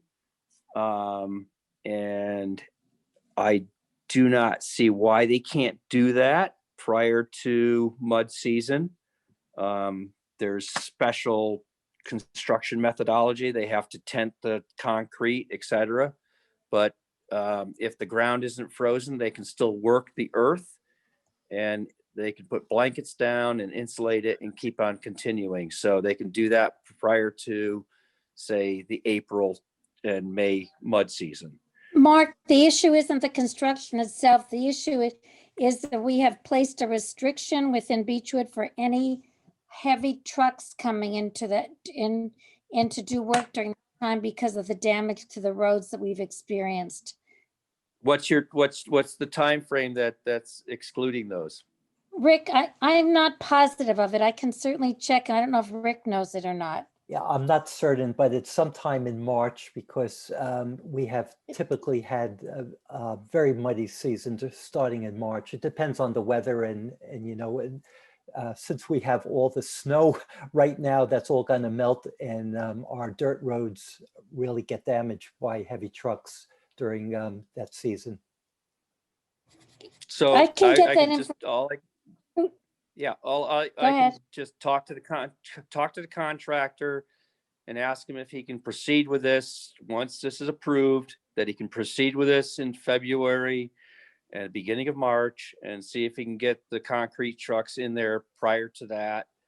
The methodology that he's using is minimal concrete because they're insulated foam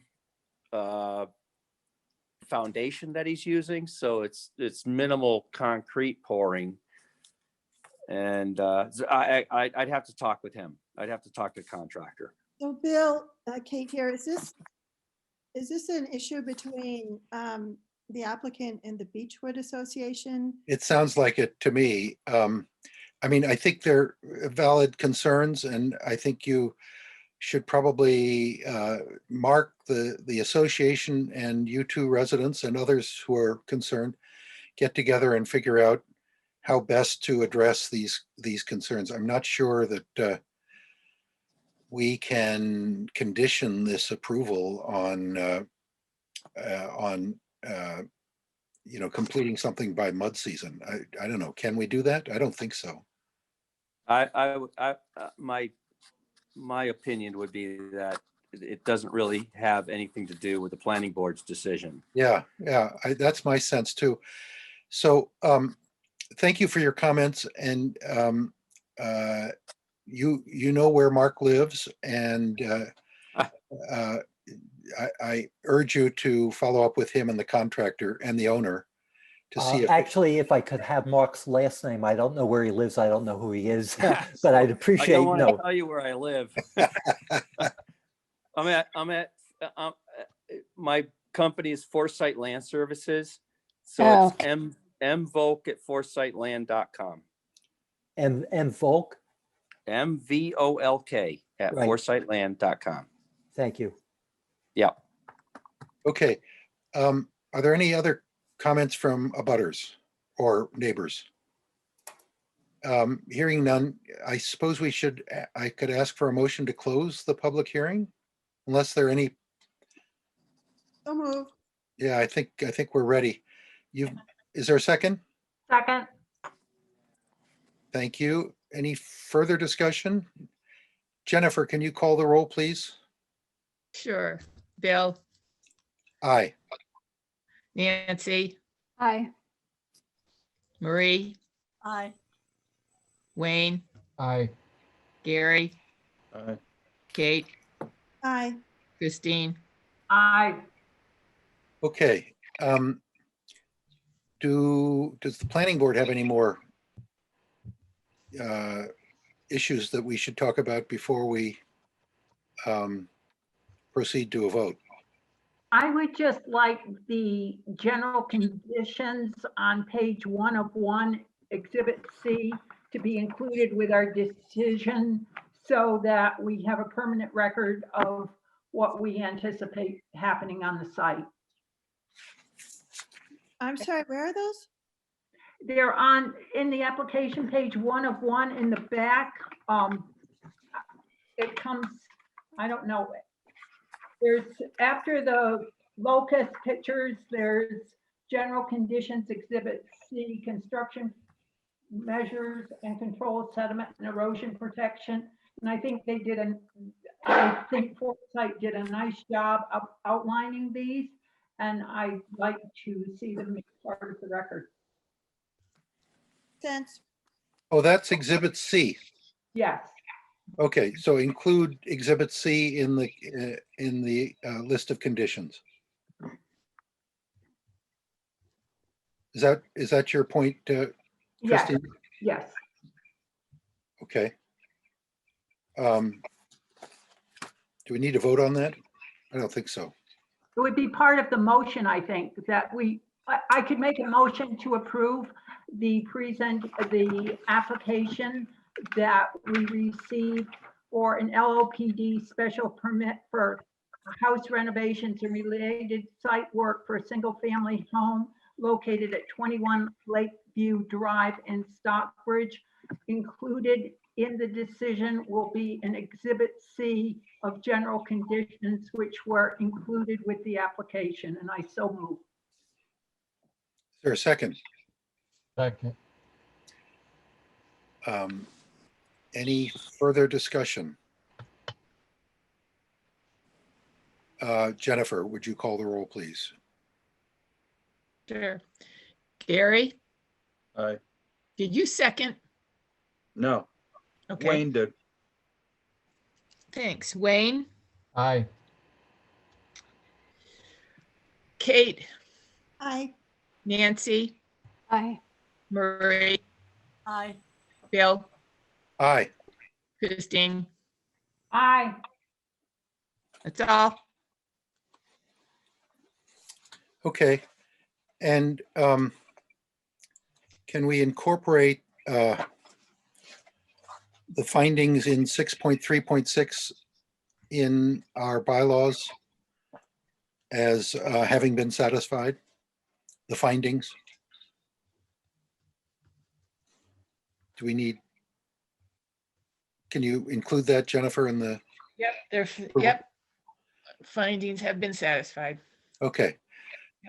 Can we move on? I think we're done with 21 Lakeview Drive. Thank you, Mark. Thank you all. And thank you, abutters and neighbors. Okay. Can we go, with apologies to Phil, who I am not sure is on anyway. Jeff Lacey is on, our consultant, and we wanted to take a few minutes for him to present to us a slide presentation, quite different from in terms of its length and complexity from the one we all saw from Randall Arendt back in November. This one should take not nearly as long, but we thought that Christine and I and Nancy, the subcommittee, thought that it would be useful to have Jeff's sort of summary overview using slides as a way to become a little more familiar with the approach that he's working on as he continues to work on a bylaw. So Jeff, if you can unmute and How long is the presentation? 25 minutes. Could be shorter. He'll rush through it. And obviously part of it will depend on how many questions we ask. Hint, hint. Yeah. So Jeff, please go ahead. Okay. And welcome. I'll keep it brief.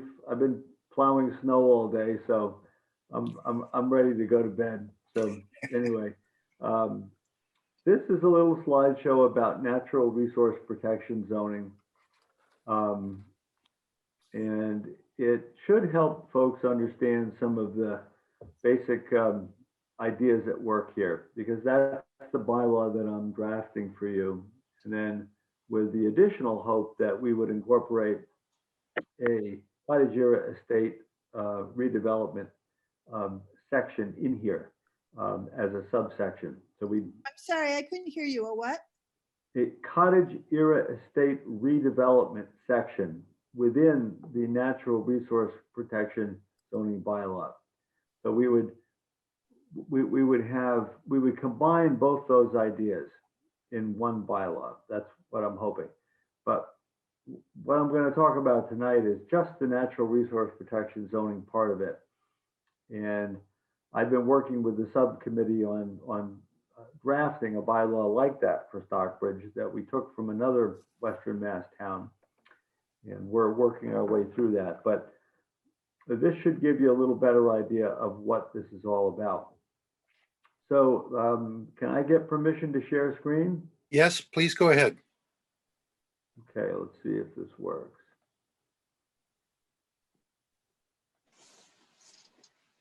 Okay, got to go back up to the top. Is everybody with me?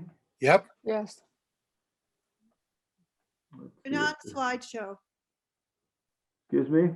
You're not in slideshow. I am in PowerPoint mode here. I know that, but can you go into slideshow so that we can see the slides? Ah, okay.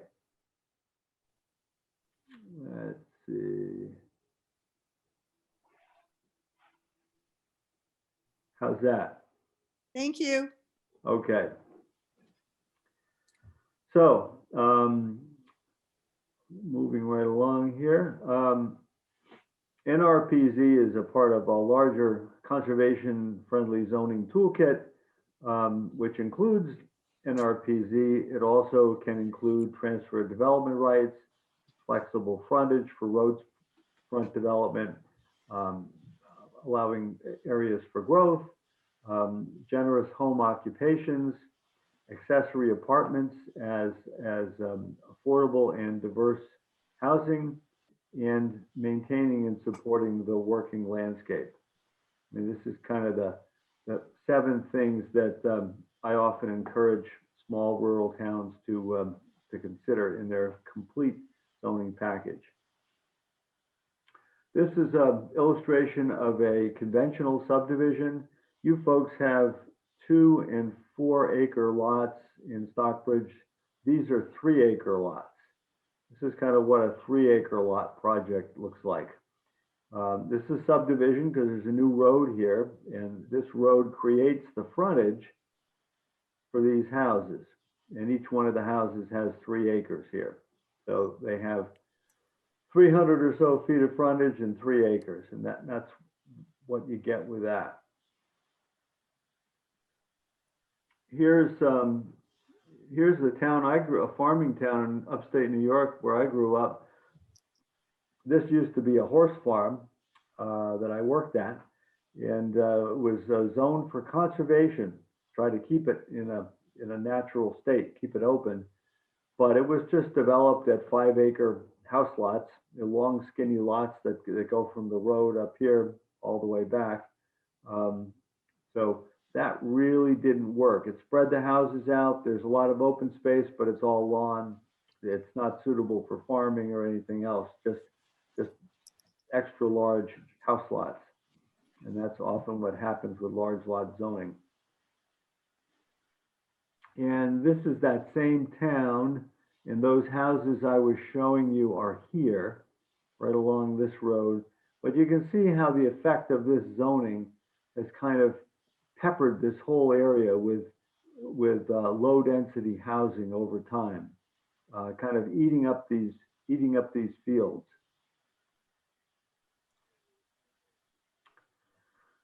This is cluster zoning. I wrote this zoning bylaw in 1995, a long time ago, for a central Massachusetts town, and they used it. And this is a cluster subdivision.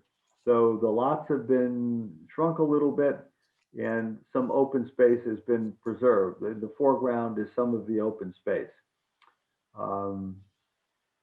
This is the plan for that. And you can see the road network running through, the house lots in the white, and then the open space in green. And mostly the open space in here is not the developable land or the decent farmland. It's the stream corridors. Every one of these open spaces is a stream corridor with wetlands around it. And you know, it's good to preserve areas like that, but probably in most designs, even conventional, they'd be preserved anyway. This is a nice example of cluster, I think. It's a place called Dana Woods in Belchertown. And this is showing the large central common that they have. You know, this is moderate moderate level housing, 2 or 3 acre common in here, great place for kids to play, recreation, picnics, things like that. But it's not forest, it's not farmland, it's not really habitat in that type of sense. It's kind of recreational community space, and cluster is good at producing those types of spaces. Let's see, I'm not going to go through this slide. I'm going to move right on to natural resource protection zoning. So large lot zoning has its problems. So does cluster. Doesn't really do enough. So a number of years ago, 15 years ago or so, Joel Russell, Bob Ritchie, and I started working on another concept called natural resource protection zoning. And that was first adopted in my town of Shutesbury, where I'm on the planning board, in 2008. And since then, it's been adopted in any number of towns across Massachusetts and has been incorporated as the model zoning in the Smart Growth Toolkit, the state Smart Growth Toolkit. So the pedigree where NRPZ comes from a number of sources. It has elements of cluster zoning because there is permanent conservation land that's produced. It also borrows from large lot zoning because it's very low density. There are not a lot of dwelling units generally possible here relative to conventional zoning, so less units. And most interesting area is fixed area ratio zoning, which are concepts that we got from Maryland and Pennsylvania, where decisions about how many lots or how much development there'll be are based on area calculations and not road frontage calculations. We'll see how that goes. So these are some of the techniques that we borrowed from to develop NRPZ. Some of the common elements, it's by right, it's the zoning for a subdivision. And subdivision is a by right process, but you have to follow any zoning that applies. So this would apply to any subdivision.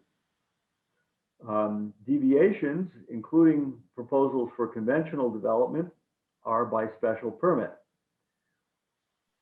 So if you want to do it according to the NRPZ bylaw, fine, you can go by right. If you want to deviate from that in some manner, then you need a special permit. Very low density for Massachusetts, not a lot of houses for the land area. Development rights are all calculated by formula. You'll see how those formulas work in a minute. Substantial open space preserved. Most of these run between 65 and 90%, 90% of the parcel preserved as open space. Conservation analysis and findings process helps determine where the conservation land should be located and where best to site development and housing. And that's a process that the applicant first engages in, and then the planning board takes over and makes findings. I'll get into that a little bit later. Much greater design flexibility in the developed areas. Diversity of housing types are allowed. Shared driveways are a feature of these. Earned density bonus options for things that the town values, things the town wants a developer to do. If they do it, you can earn a density bonus. And finally, there's a transfer of development rights option to where you can take development rights from other parcels, other remote parcels, either adjacent or remote, and you can take those development rights and move them into the project if the project has capacity for more, and then preserve those pieces of land where the development rights came from. So let's see, here's an example. We call this the 100-acre wood. There's a road, town road up here. There's some A&R development along this road. There's a farm field here, a house. There's a house here. Most of this is forested. It gets rather steep in the middle. There's a trail that runs through here, the back, it comes out in the field. And down at the lower end, there are wetlands with a little stream that drains through these wetlands. So this is the low area of the parcel, and up by the road is the high area of the parcel. So if we imagine this conventionally developed, could turn into something like that. Developer runs a road starting here, runs it all through the parcel, back out onto the same town road, creating frontage as they go. And that's really what conventional subdivision development is all about, creating new road frontage to develop new house lots. And I believe there's 34 here. Now, if you take this same plan and you convert it to an NRPZ, you're going to have something like that. This is much less units. They're concentrated near the road, although somewhat buffered. The amount of new road is small. It's this loop. And then there's a cul-de-sac that runs off of there. There is one shared driveway in here. I believe it leads out to that house. So quite a few less houses than the other plan. Up near the road, occupies about a quarter of the whole parcel, leaving about 75% open. So most of the forest block is left alone. The trail is not altered, that's left as it is. These fields are retained, and development is located a long way from the wetlands. Plenty of upland buffer between this development and these wetlands. So this would be an NRPZ, and you can, depending on the numbers you use, you can change this. You can add more units, you can subtract more units. It just depends on what you want in town and what's politically feasible. Here's another one. This is about 60 acres. This is in Wendell. This is an undeveloped piece of land, nothing on it, road frontage here. This project might look something like this with conventional development. And as developers are wont to do, they often pick up an extra parcel that'll connect them back to the road so they can run a great big looping road all the way back. So they picked up this parcel and that completes this big road loop. And these are all 3-acre lots, I believe, with 200 or 300 feet of frontage. I believe it's 18 units in here. So this is the conventional subdivision, and watch carefully, this is going to be the NRPZ. Boom, down from 18 to 12. And instead of taking up the whole parcel, this is going to take up about a third, maybe a little less than a third of the parcel. The roadway in from the street comes in here, comes around a little common right there. Most of the houses front on this common. There's a shared driveway here serving 3. There's another shared driveway serving 2 back here. There's a substantial buffer left from the town road. And then all the resource lands in the back are left open. So that's another example of NRPZ. So Jeff, just quickly, in both of these cases, you're dramatically reducing the number of houses. Yeah. An owner would want to ask, can I still make money with so many fewer houses, particularly the first example, where instead of going from 18 to 12, it looks like the first example you went from, I don't know. From 34 to 14, I think. 34 to 14. Yeah, it actually, the way this bylaw was passed, it actually went to 20. So there would have been 20 up here. Okay. Instead of the 34 here. And the developer or the owner, what's his motivation?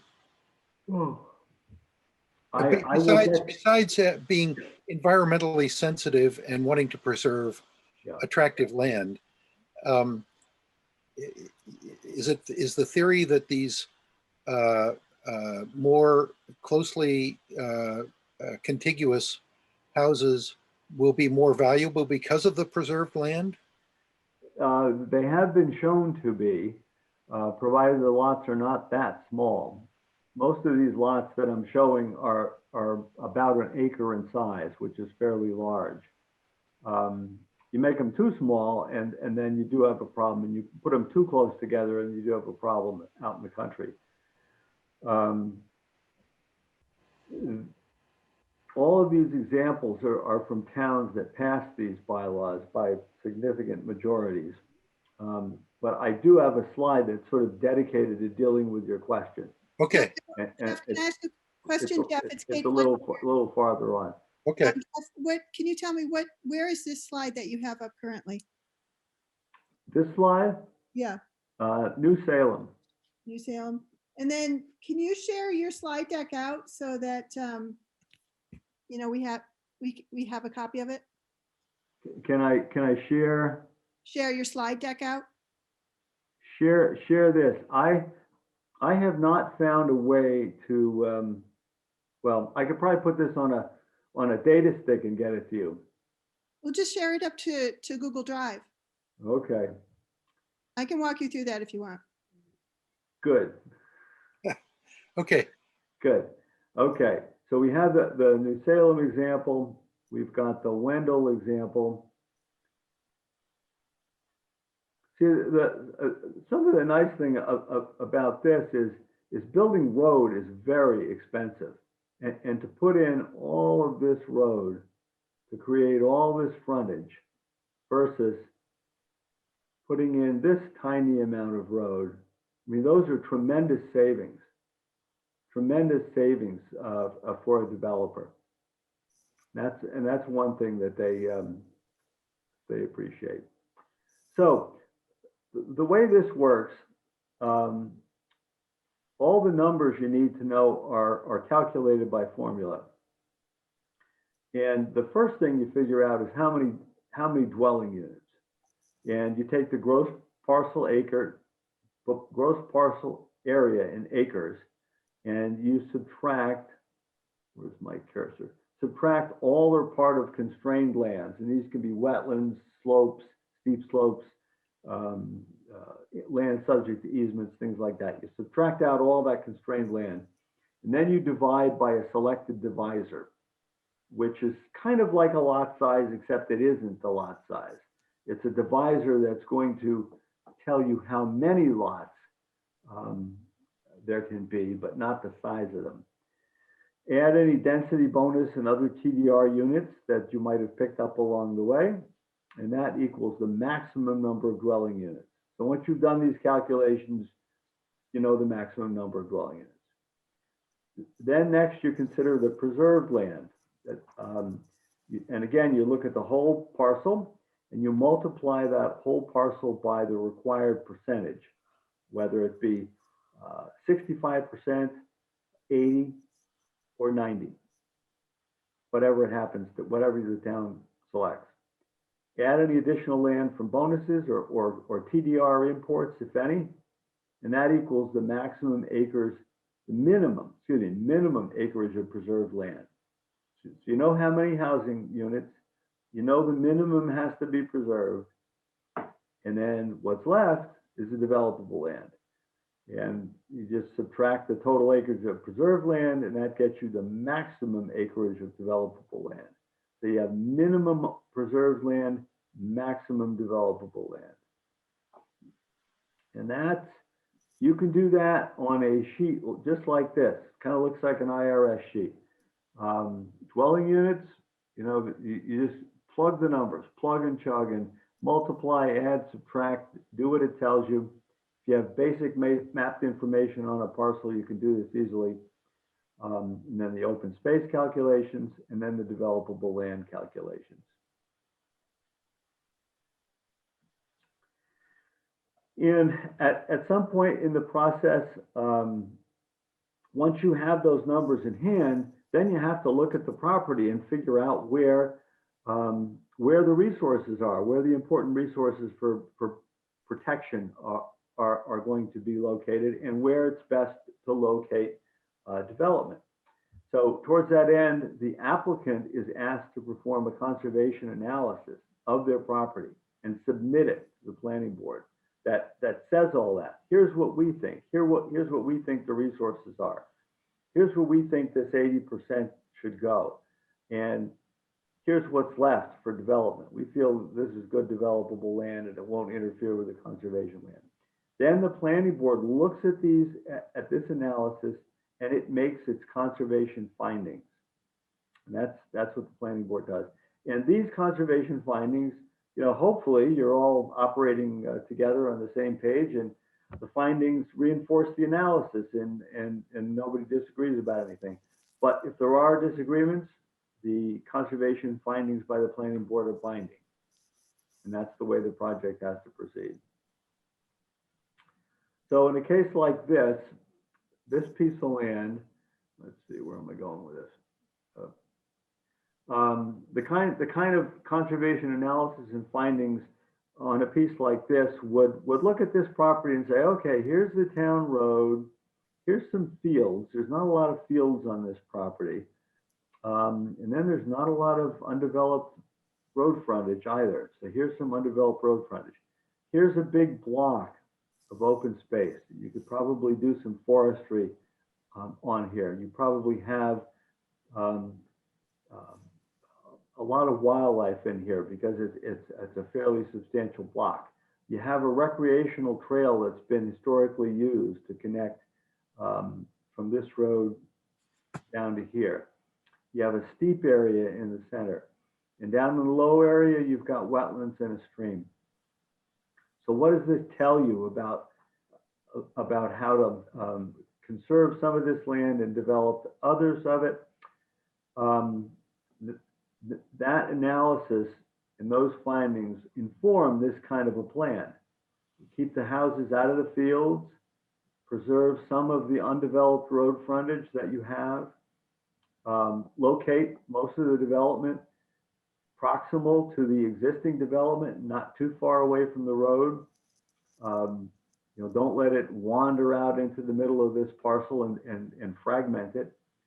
Keep it away from the wetlands and the stream. Keep the trail corridor. Stay away from the steep slopes. So that's how an analysis and findings would go into the making of a plan like this. Oh, let's see. The town of Brewster has adopted this to protect their watershed conservation and drinking water supply area. This is out on the Cape. And they use it in these two areas, which are relatively undeveloped compared to other areas of Brewster. And they're also part of their aquifer areas where they get their water from. So that's why they adopted this.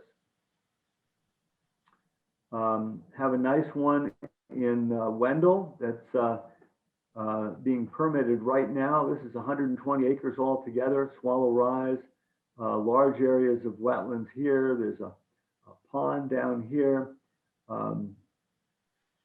fields here, and then a lot of land that's been used for forestry and logging. And they are going to be doing, their development envelopes are going to be in this area where there's already one house and in this area where there's already one house. And they'll add a few more houses in both places and preserve the rest. So that's how it looks on 120 acres in Wendell, based on what they're doing. Here's one we did in Shutesbury. This was actually the first one ever permitted in Massachusetts, as far as I know.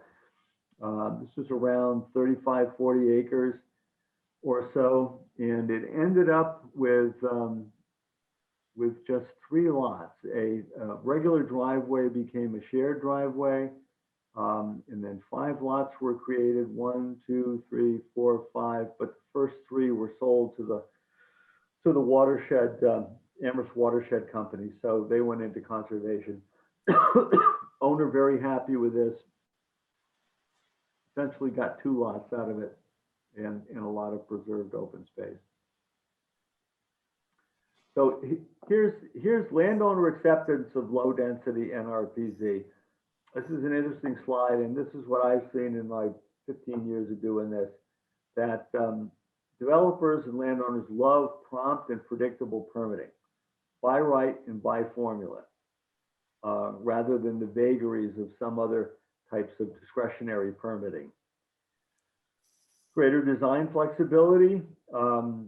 In most of these, there's no set lot area, there's no set frontage or setback requirements. There may be a basic setback requirement of, say, 10 feet from a property line, but nothing else.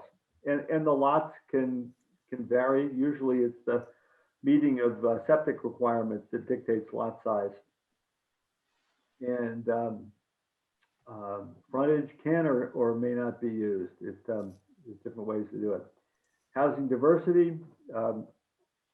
Often all underlying housing types in the district can be allowed in an NRPZ. And attractive features, the most of which is lower infrastructure costs, shared driveways, density bonuses, TDR. These are all things developers like to make use of, save money in the bargain. And the owner may retain the resource lands up to 90% of the total parcel area. So that's very clear in these bylaws, that the original owner, especially if it's farmland, or especially if it's a family farm or a place that people have a real interest in investment in, they can retain these open space lands. Let's see, we're not doing flexible frontage, so I think I'm going to skip these. These are other zoning techniques that accessory apartments, yeah. So this was something that this slideshow was put together by myself and Joel Russell many years ago, and that's our contact information, and that's it. That's the most basic way I can present NRPZ. I do have a couple of other things that I can show people.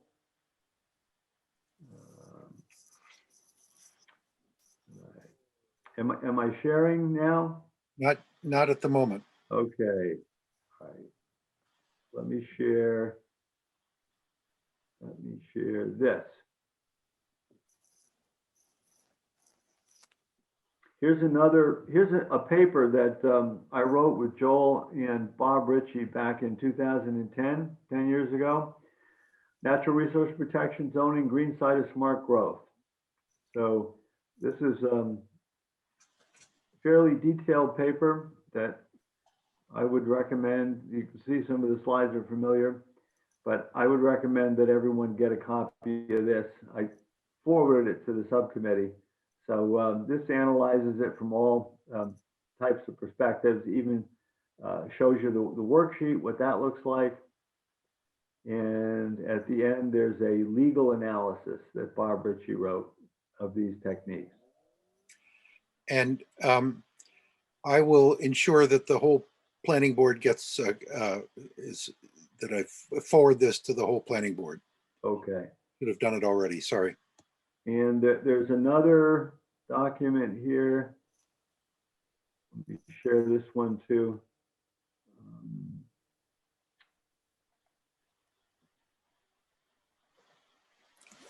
Here's a one-page document that really boils down what natural resource protection zoning is all about. One-page paper that I wrote a while back. But subcommittee has that one too.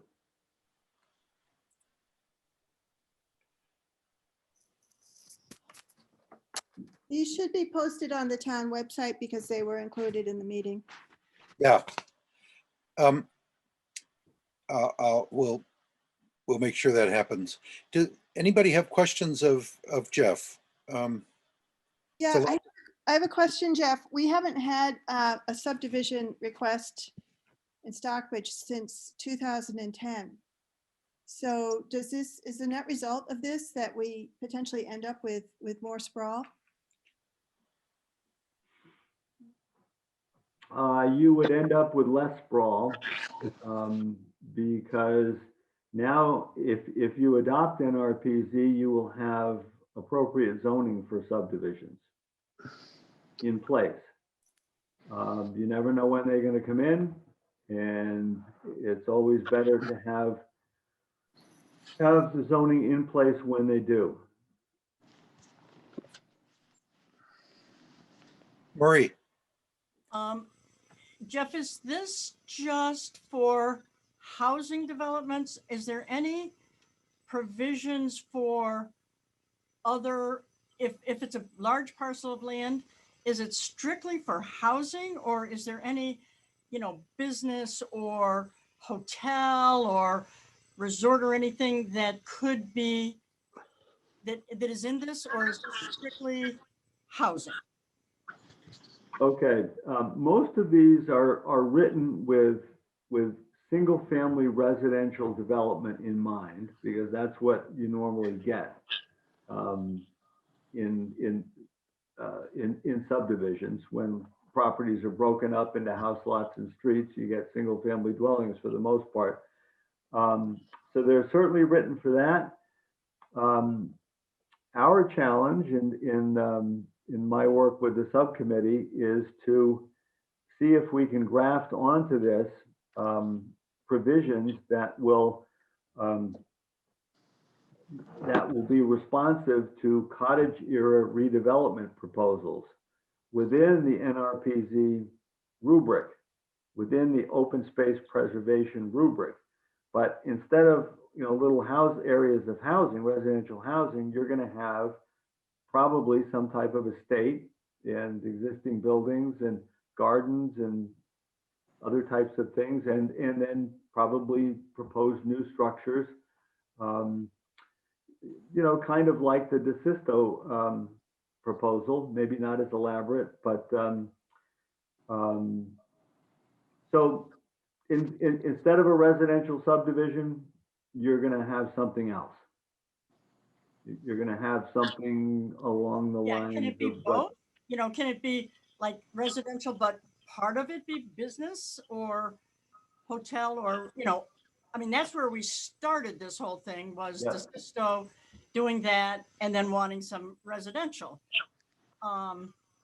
Yeah, I think they had some residential in there in the back, didn't they? Yes. Yeah. And in your in the way you do things, is this possible, or is it strictly residential the way you're presenting this?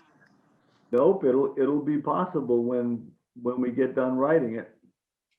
So what has the ad hoc committee asked you to include? Hotels, restaurants? What kinds of, what's their vision? What have they expressed to you? We haven't gotten down to that point yet. No, I'm still kind of poring over what Joel did. Getting a better understanding of what you have in place now for cottage era development, what Joel wrote. And I would imagine that there's going to be some discussions about that. I mean, how far do you want to go with this? Okay, well, I just want to make you aware that the zoning review committee recommended rescinding the cottage area bylaw.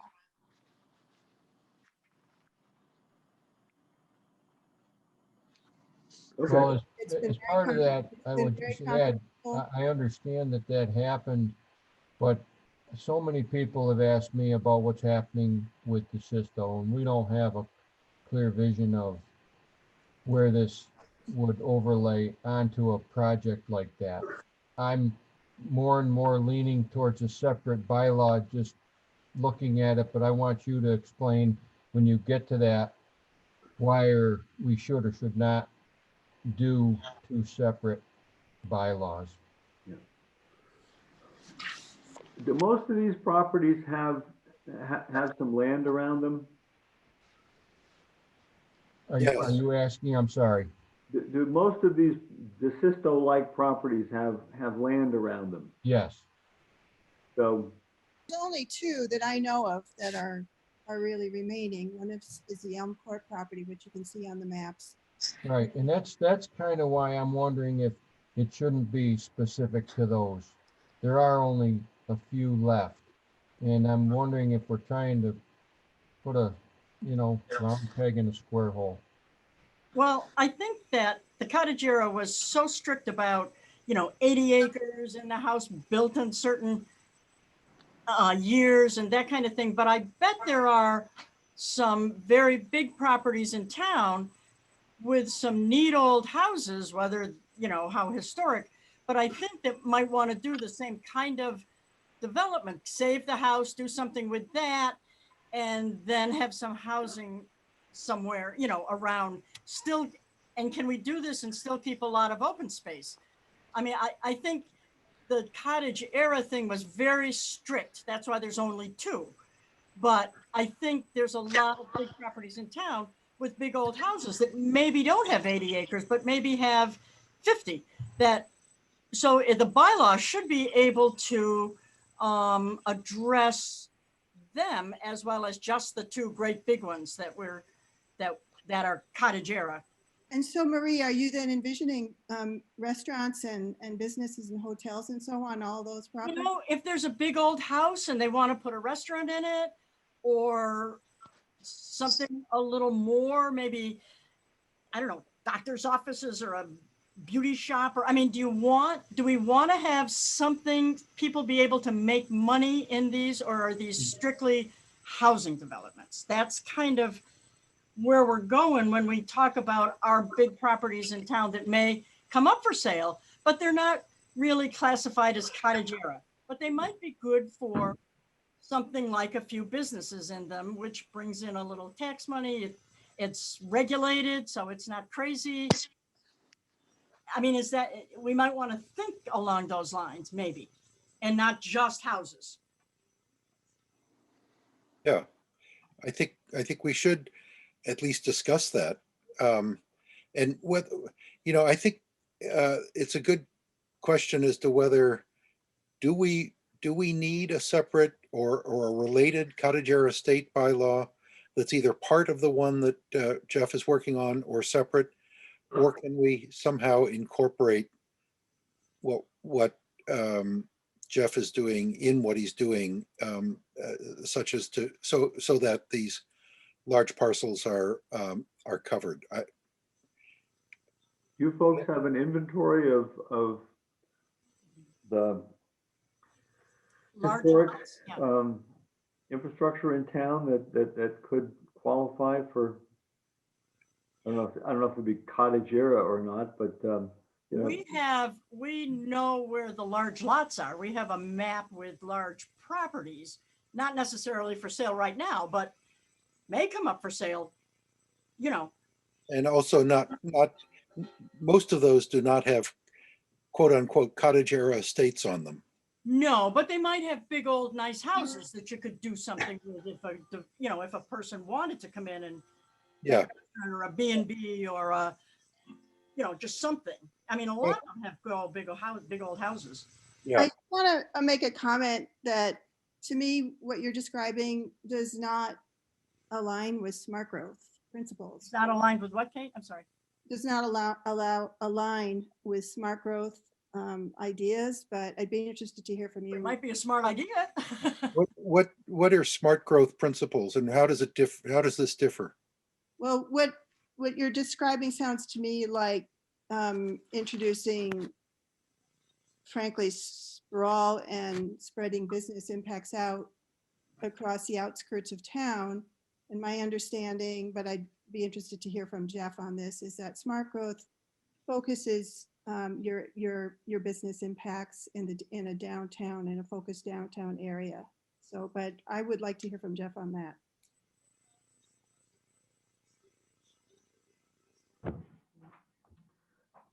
I think for the most part, you're correct.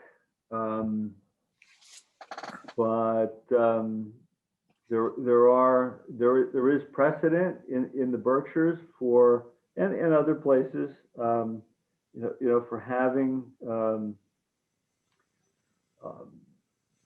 old estates that have been repurposed for different things, and they're not necessarily in a village.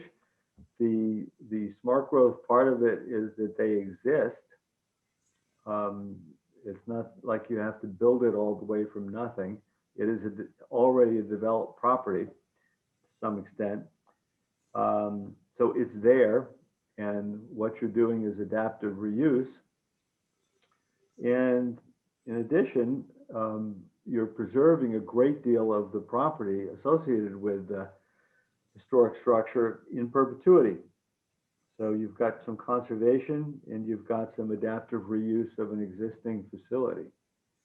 So there are smart growth aspects to that as well.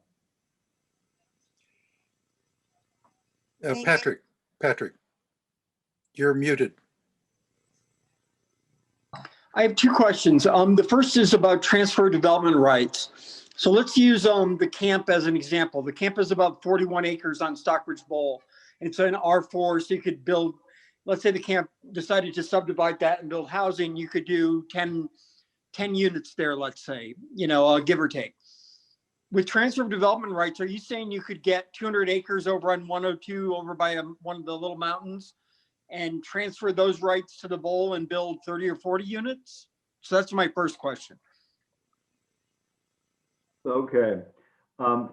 The transfer development rights feature that's envisioned in here is if someone is doing an NRPZ project and they have access to development rights from property that they own elsewhere in town or that someone else owns elsewhere in town, and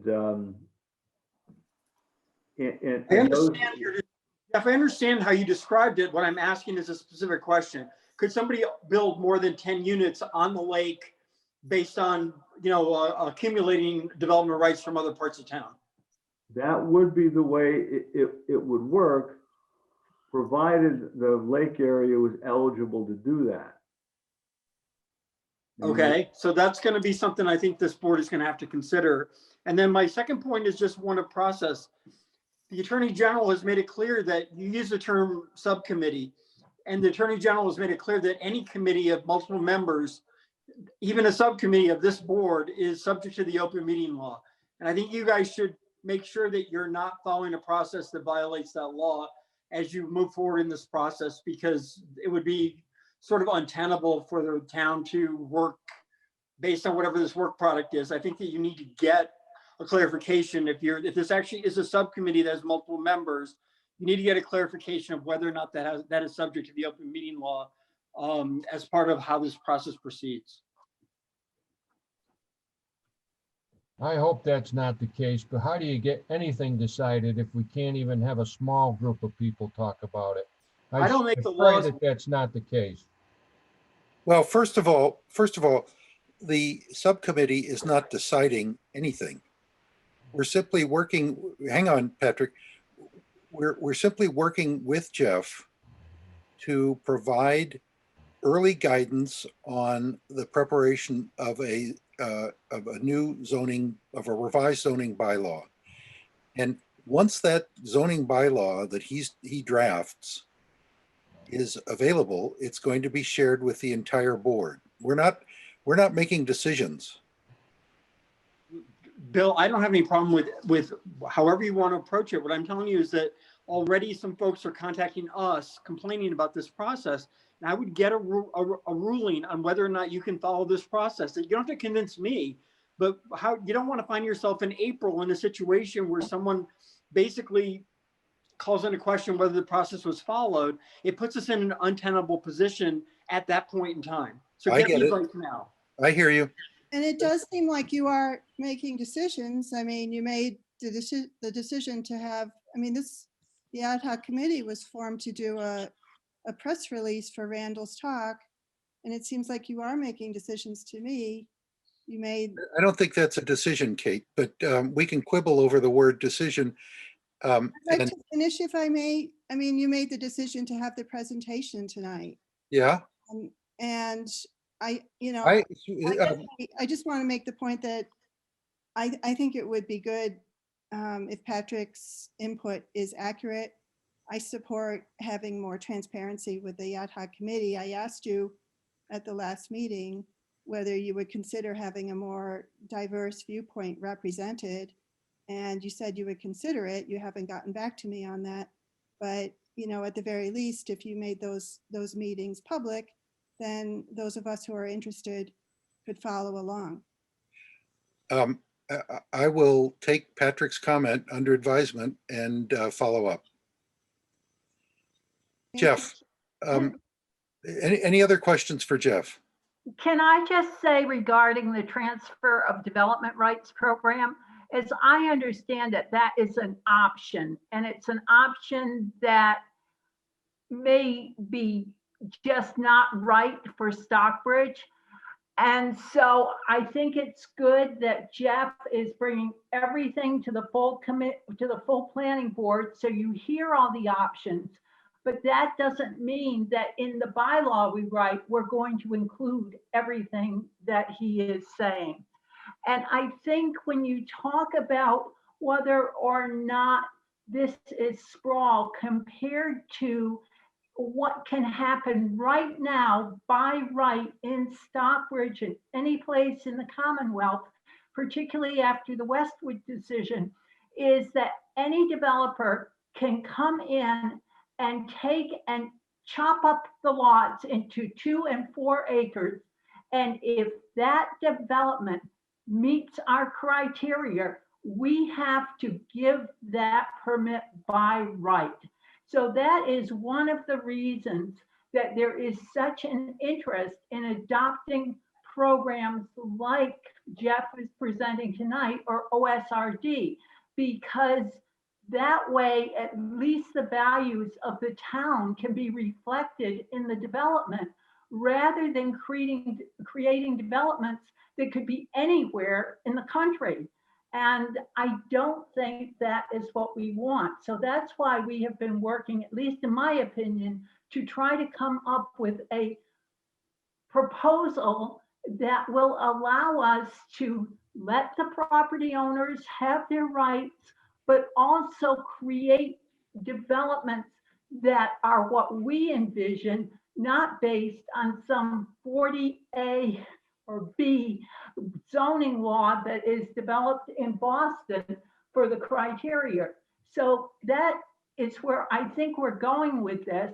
And it's not easy, it's tough work, but I think we're making progress. We've learned everyone learned more tonight. We're now looking at this proposal, natural resource preservation zoning versus OSRD. And some of that is because the state legislature and the governor just signed legislation defining those two terms. And it looks like we have to, if we're going to have more than residential development, call it natural resource preservation zoning. So there are a lot of issues out there. We're trying to make them presentable and understandable with Jeff's help. And I look forward to more discussions. Marie, did you have your hand up? No. Okay. No, not this time, Bill. Thank you. Okay. In the interest of time, it's already 9:15. And we'd still like to hear from Phil on the other maybe slightly less controversial bylaws. Jeff, thank you very much for taking the time tonight. Thanks for your presentation. Welcome. We appreciate you doing it, and obviously we'll continue working with you. Thank you, Jeff. Just a very quick word about the transfer of development rights. I mean, that's not a part of the by right package. That right. If an applicant opts to try to transfer some development rights into their project from other areas that will be preserved in perpetuity, you know, that has to be a good idea. And it has to be seen to benefit the town. And this is done by special permit. And the only way they get the special permit is, they have convinced the town that this is a good thing to do, to add some more units to their particular development project by preserving other lands and other places that the town feels are important to preserve. That's the only way you let them do it. Okay, got it. Thank you again. Okay, Thank you, Jeff. good night, everyone. Night. Bye, Jeff. Phil, sorry to keep you waiting. Hi. Hi, how's it going? Good. So we have your amendments, marked and unmarked.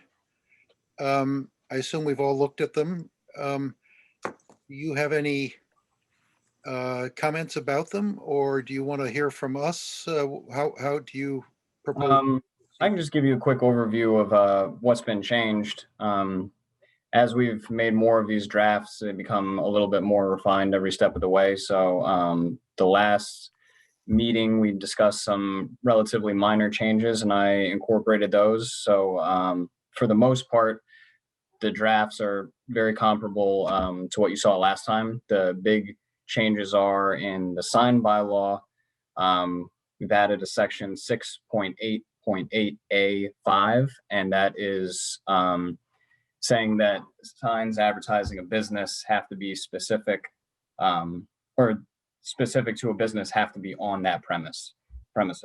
So yeah, there was concern last time that other businesses could essentially lease out their window spaces, be advertising different establishments. So we just added that small provision in there. Driveways, none of the actual bylaw was changed. I just added the introductory page to explain what we're trying to accomplish with that bylaw. So it looks a little bit more consistent with the other two. And in parking, there's no off-street parking required in the business district, and there's a slightly reduced requirement for eating establishments, just so it's more congruous with some other bylaws that I've seen throughout the county, because the requirements for eating establishments were relatively strict. So that's the quick overview of where we are. Thank you for being brief. Sure. Are there any questions of Phil? You've really. Yeah, I have a question on the sign bylaw, Phil. I wanted to know why under 6.8.4A, I want to know why you had crossed out permanent, all permanent and semi-permanent signs and put in new. I'm just pulling it up. Bear with me. So you said 6.8.8A4, is that correct? 6.8.4A. I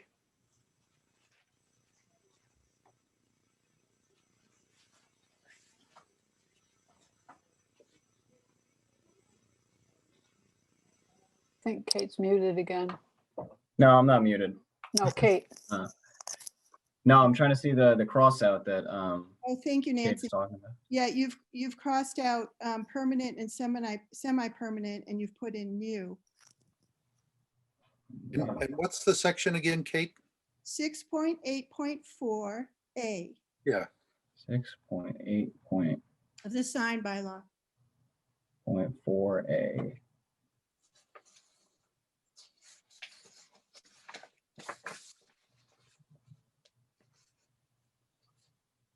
If I recall, that was from one of the initial comments that you didn't want to have, I don't know, that it was just to be directed towards signs from when this gets adopted going forward. And off the top of my head, I don't remember if there was actually a definition to distinguish between permanent and semi-permanent. So it's.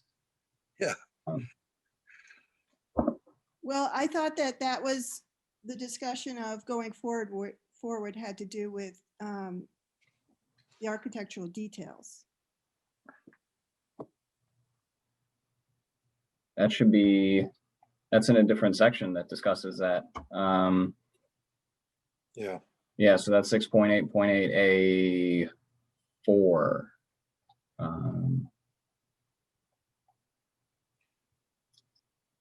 I mean, is there concern over the way it's written right now, I guess?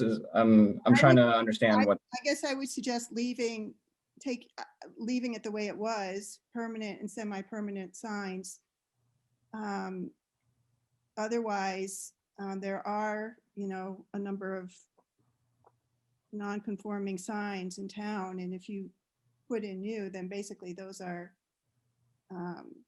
forever grandfathered in, to use the word we're not supposed to use. Okay. Yeah, I mean, that's a quick fix. I don't think it would actually change. Yeah. Okay, thank you. So, sure. That's all I have, Bill. Kate, do we know what a semi-permanent sign is? I'm not sure I would recognize the difference. That's a really good question. So we could just put Made out of paper as opposed to engraved in a piece of wood? maybe just maybe leave permanent and take out the semi-permanent. Yeah, I would have to go back through the definitions. You want the entire bylaw, not just signs, to be congruous. So, I mean, again, off the top of my head, that might have been the reason why I crossed it out in the first place, because I didn't find a definition for semi-permanent. So it just seems like language that was stuck in there, but was not necessarily defined earlier in the bylaw. Right. Maybe you can work on that somehow. So Sure.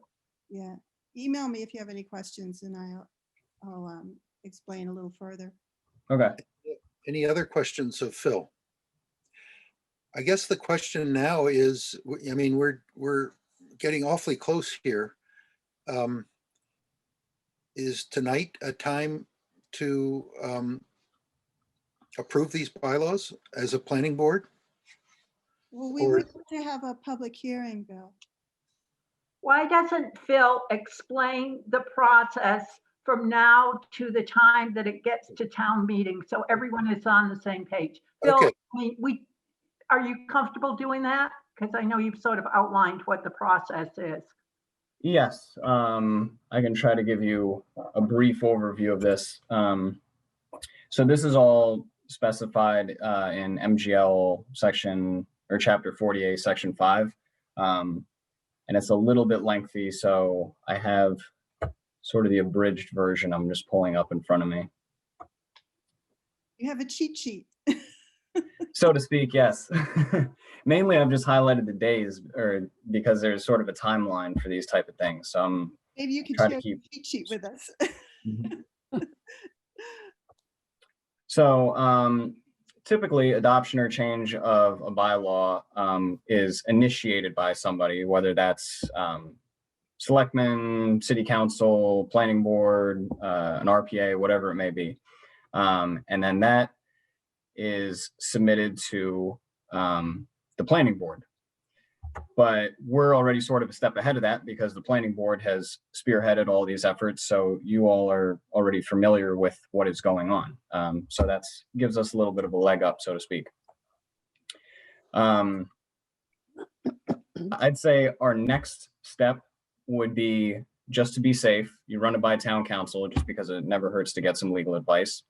And then at that point, if they think everything looks good, then it can be submitted to the select board. And then within 14 days, they have to submit it back to the planning board for review. So this is why it's a little bit backwards, because again, you already know what's going on with all these bylaws, but this is just the process that's outlined by MGL. So you are the authority on it. So it just goes through the select board and then goes to the planning board. And is that a public hearing when it goes to the planning board? I'm checking right now. Yeah. I would Yes, imagine. so that's the other thing. We've already sort of had public hearings on this, but just to make sure that we're in line with MGL, if it gets approval from the select board, if it gets approval from the planning board, which I'm assuming we're trying to do tonight, then it has to have a public hearing within 65 days of being submitted to the planning board. So that gives you a good amount of flexibility. It's just how you want to schedule it. I know your meetings are pretty packed as is. And then once the planning board has their public hearing, does it then go back to the select board or is it? Then yeah, it does. It is a pretty roundabout process. No, so after, well, I actually skipped a step. So before it even goes to that public process, there, it's outlined how it needs to be advertised. It needs to be in a newspaper. That has to be for 2 successive weeks. The first publication can be not less than 14 days before the hearing. So there's a bunch of rules like that. And then you have your public process. And assuming that that all goes well, I believe at that point, it can actually be sent off to the Attorney General. I'm skimming this because there's, I like I think said, at it's, that point, the planning board makes a recommendation as at the close of the public hearing, we make a recommendation as to what we would like to see done with this bylaw. And then I believe it then can go to town meeting, but I'm not exactly for sure because I have not worked with that part before. But the planning board does make a recommendation if they wish to have it come with approval or not. And if the planning board does not make a recommendation, and I believe it's within 14 days from the time that they, there's a specific time, then it can be put on the warrant without a recommendation from the planning board. The select board can put it on the warrant without a I guess recommendation. we can cross that bridge when we come to it, or those further bridges. I guess the first question I have is, can we tonight agree that the next step is to send these final or darn near final drafts to town council? that would be my recommendation. I mean, I can make that quick edit that Kate pointed out before. Obviously, that's not going to take a lot of time. I can get that draft back to you. The other 2, I didn't hear any suggestions to change them. So for driveways and parking, yeah, okay, those should be ready for submission. Okay. So just to get the ball rolling, do we need, it sounds like we don't actually vote on these as a planning board until the town council and the select board have opined or acted. Let's say the town council says they're all fine. Then they go to the select board and within 14 days, they have to come back to us. At that point, is that the point at which the planning board has to approve them? You will have a public hearing, and that is when we get to express our opinion, the way I've always understood. Okay, so again, I back up and say, do we need a, do we need to make a decision, any decision other than that we are going to refer these to town council tonight? I think that's appropriate. It sounds like it is to me too, like that starts, I mean, Donna will come back to us with comments, if any, and then it's off to the races with the select board. And all the cascading steps that develop, that come from that. Yeah. That's right. And it's not even a requirement to give it to town council. It's just a good suggestion, It's wise. Good idea. And Donna will tell us exactly what the next step has to be too. Right. Okay. And I think that there's some confusion as to how much control the planning board is taking. So it's important the public realize that they will have opportunities to comment in the public processes on these bylaws. So it's not just something the planning board is developing. Right. And it may be that, town council will come back with a lot of comments and strong feelings about elements of one or more of these that require some changes before they are passed on to the select board. But you're right. As I understand it, there will be ample opportunity in a public hearing for the public to express their views on these bylaws. And So, the first step is a vote at town meeting, and then they go to the Attorney General. right. So when I get Phil's revised signed bylaw, I will forward all three of them to Donna Brewer, our counsel, and ask her to have a look at them and let us know if she has any issues with them. That sound right? Sounds good to me. I can also submit, like I said, I have this abridged version of the process going forward. I can submit that if that's helpful. It's only a few pages, so it's a little bit easier to digest than MGL. Okay, that would help. My guess is that Donna has her own crib sheet, but it wouldn't hurt. I mean, I'd like to see it. So even if it doesn't help Donna.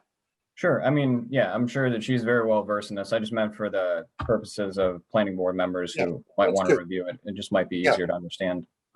Yes, thank you. Sure. So I'll proceed on that assumption that the next step is to send them on to town council. Okay, anything else, Phil? No, that's all. That's all for me. Thank you. You've done excellent work, and Thank you. we really appreciate your patience putting up with these long meetings and squeezing you in at the end. It's not very fair to you, but hopefully as we go forward, we'll treat you a little more kindly. No, that's all right. No worries. Seriously. I think it's probably a good thing that there's so much going on in your planning board meetings. It shows that people are very active and there's a lot going on in Stockbridge. So anybody, we appreciate your help. Thank you, Phil. Actually, the last item on the agenda, thank you, is the budget for the fiscal year. Jennifer, you look puzzled. No, I'm just reading what Jamie sent. She sent, wow. And I don't, and then ugh. Who's Jamie? Jamie's on the Concom. Conservation. He's on conservation. Oh.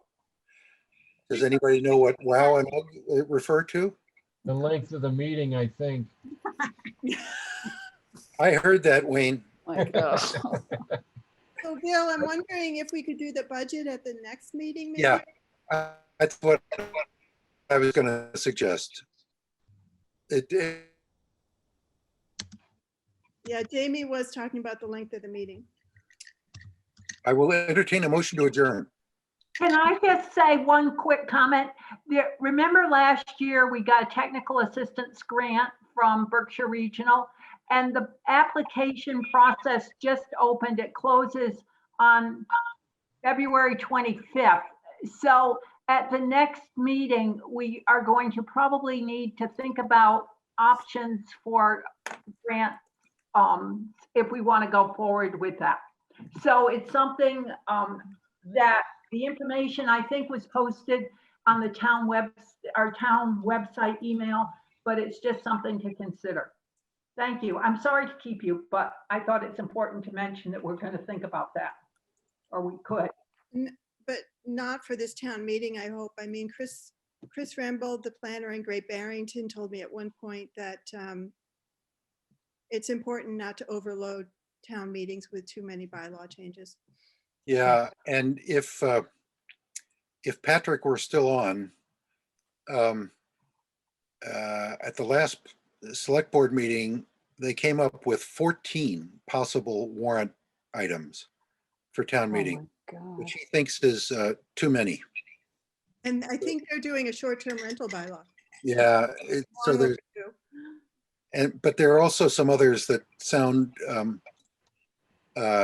maybe a little less urgent. I want to be delicate here and not critical. But that's an issue, is overloading town meeting. Anyway, So we'll do the budget next week. Technical assistance is just a grant to bring someone on to work on a specific issue or issues. Yeah. And that should be on the agenda too. Jennifer, if you would make a note, please, for next meeting. Okay, did I have a motion and a second to adjourn? I second the motion. Thank I you. third it. I'm going to That's cute. I'm going to declare the meeting closed and spare Jennifer one last roll call. Thank you, everybody, for participating. Good job, Bill. There was a lot to go over. Yeah, there was, but thank you all for helping. It was we got a lot done. Not everything, but a lot. Thanks a lot. Yeah, good job.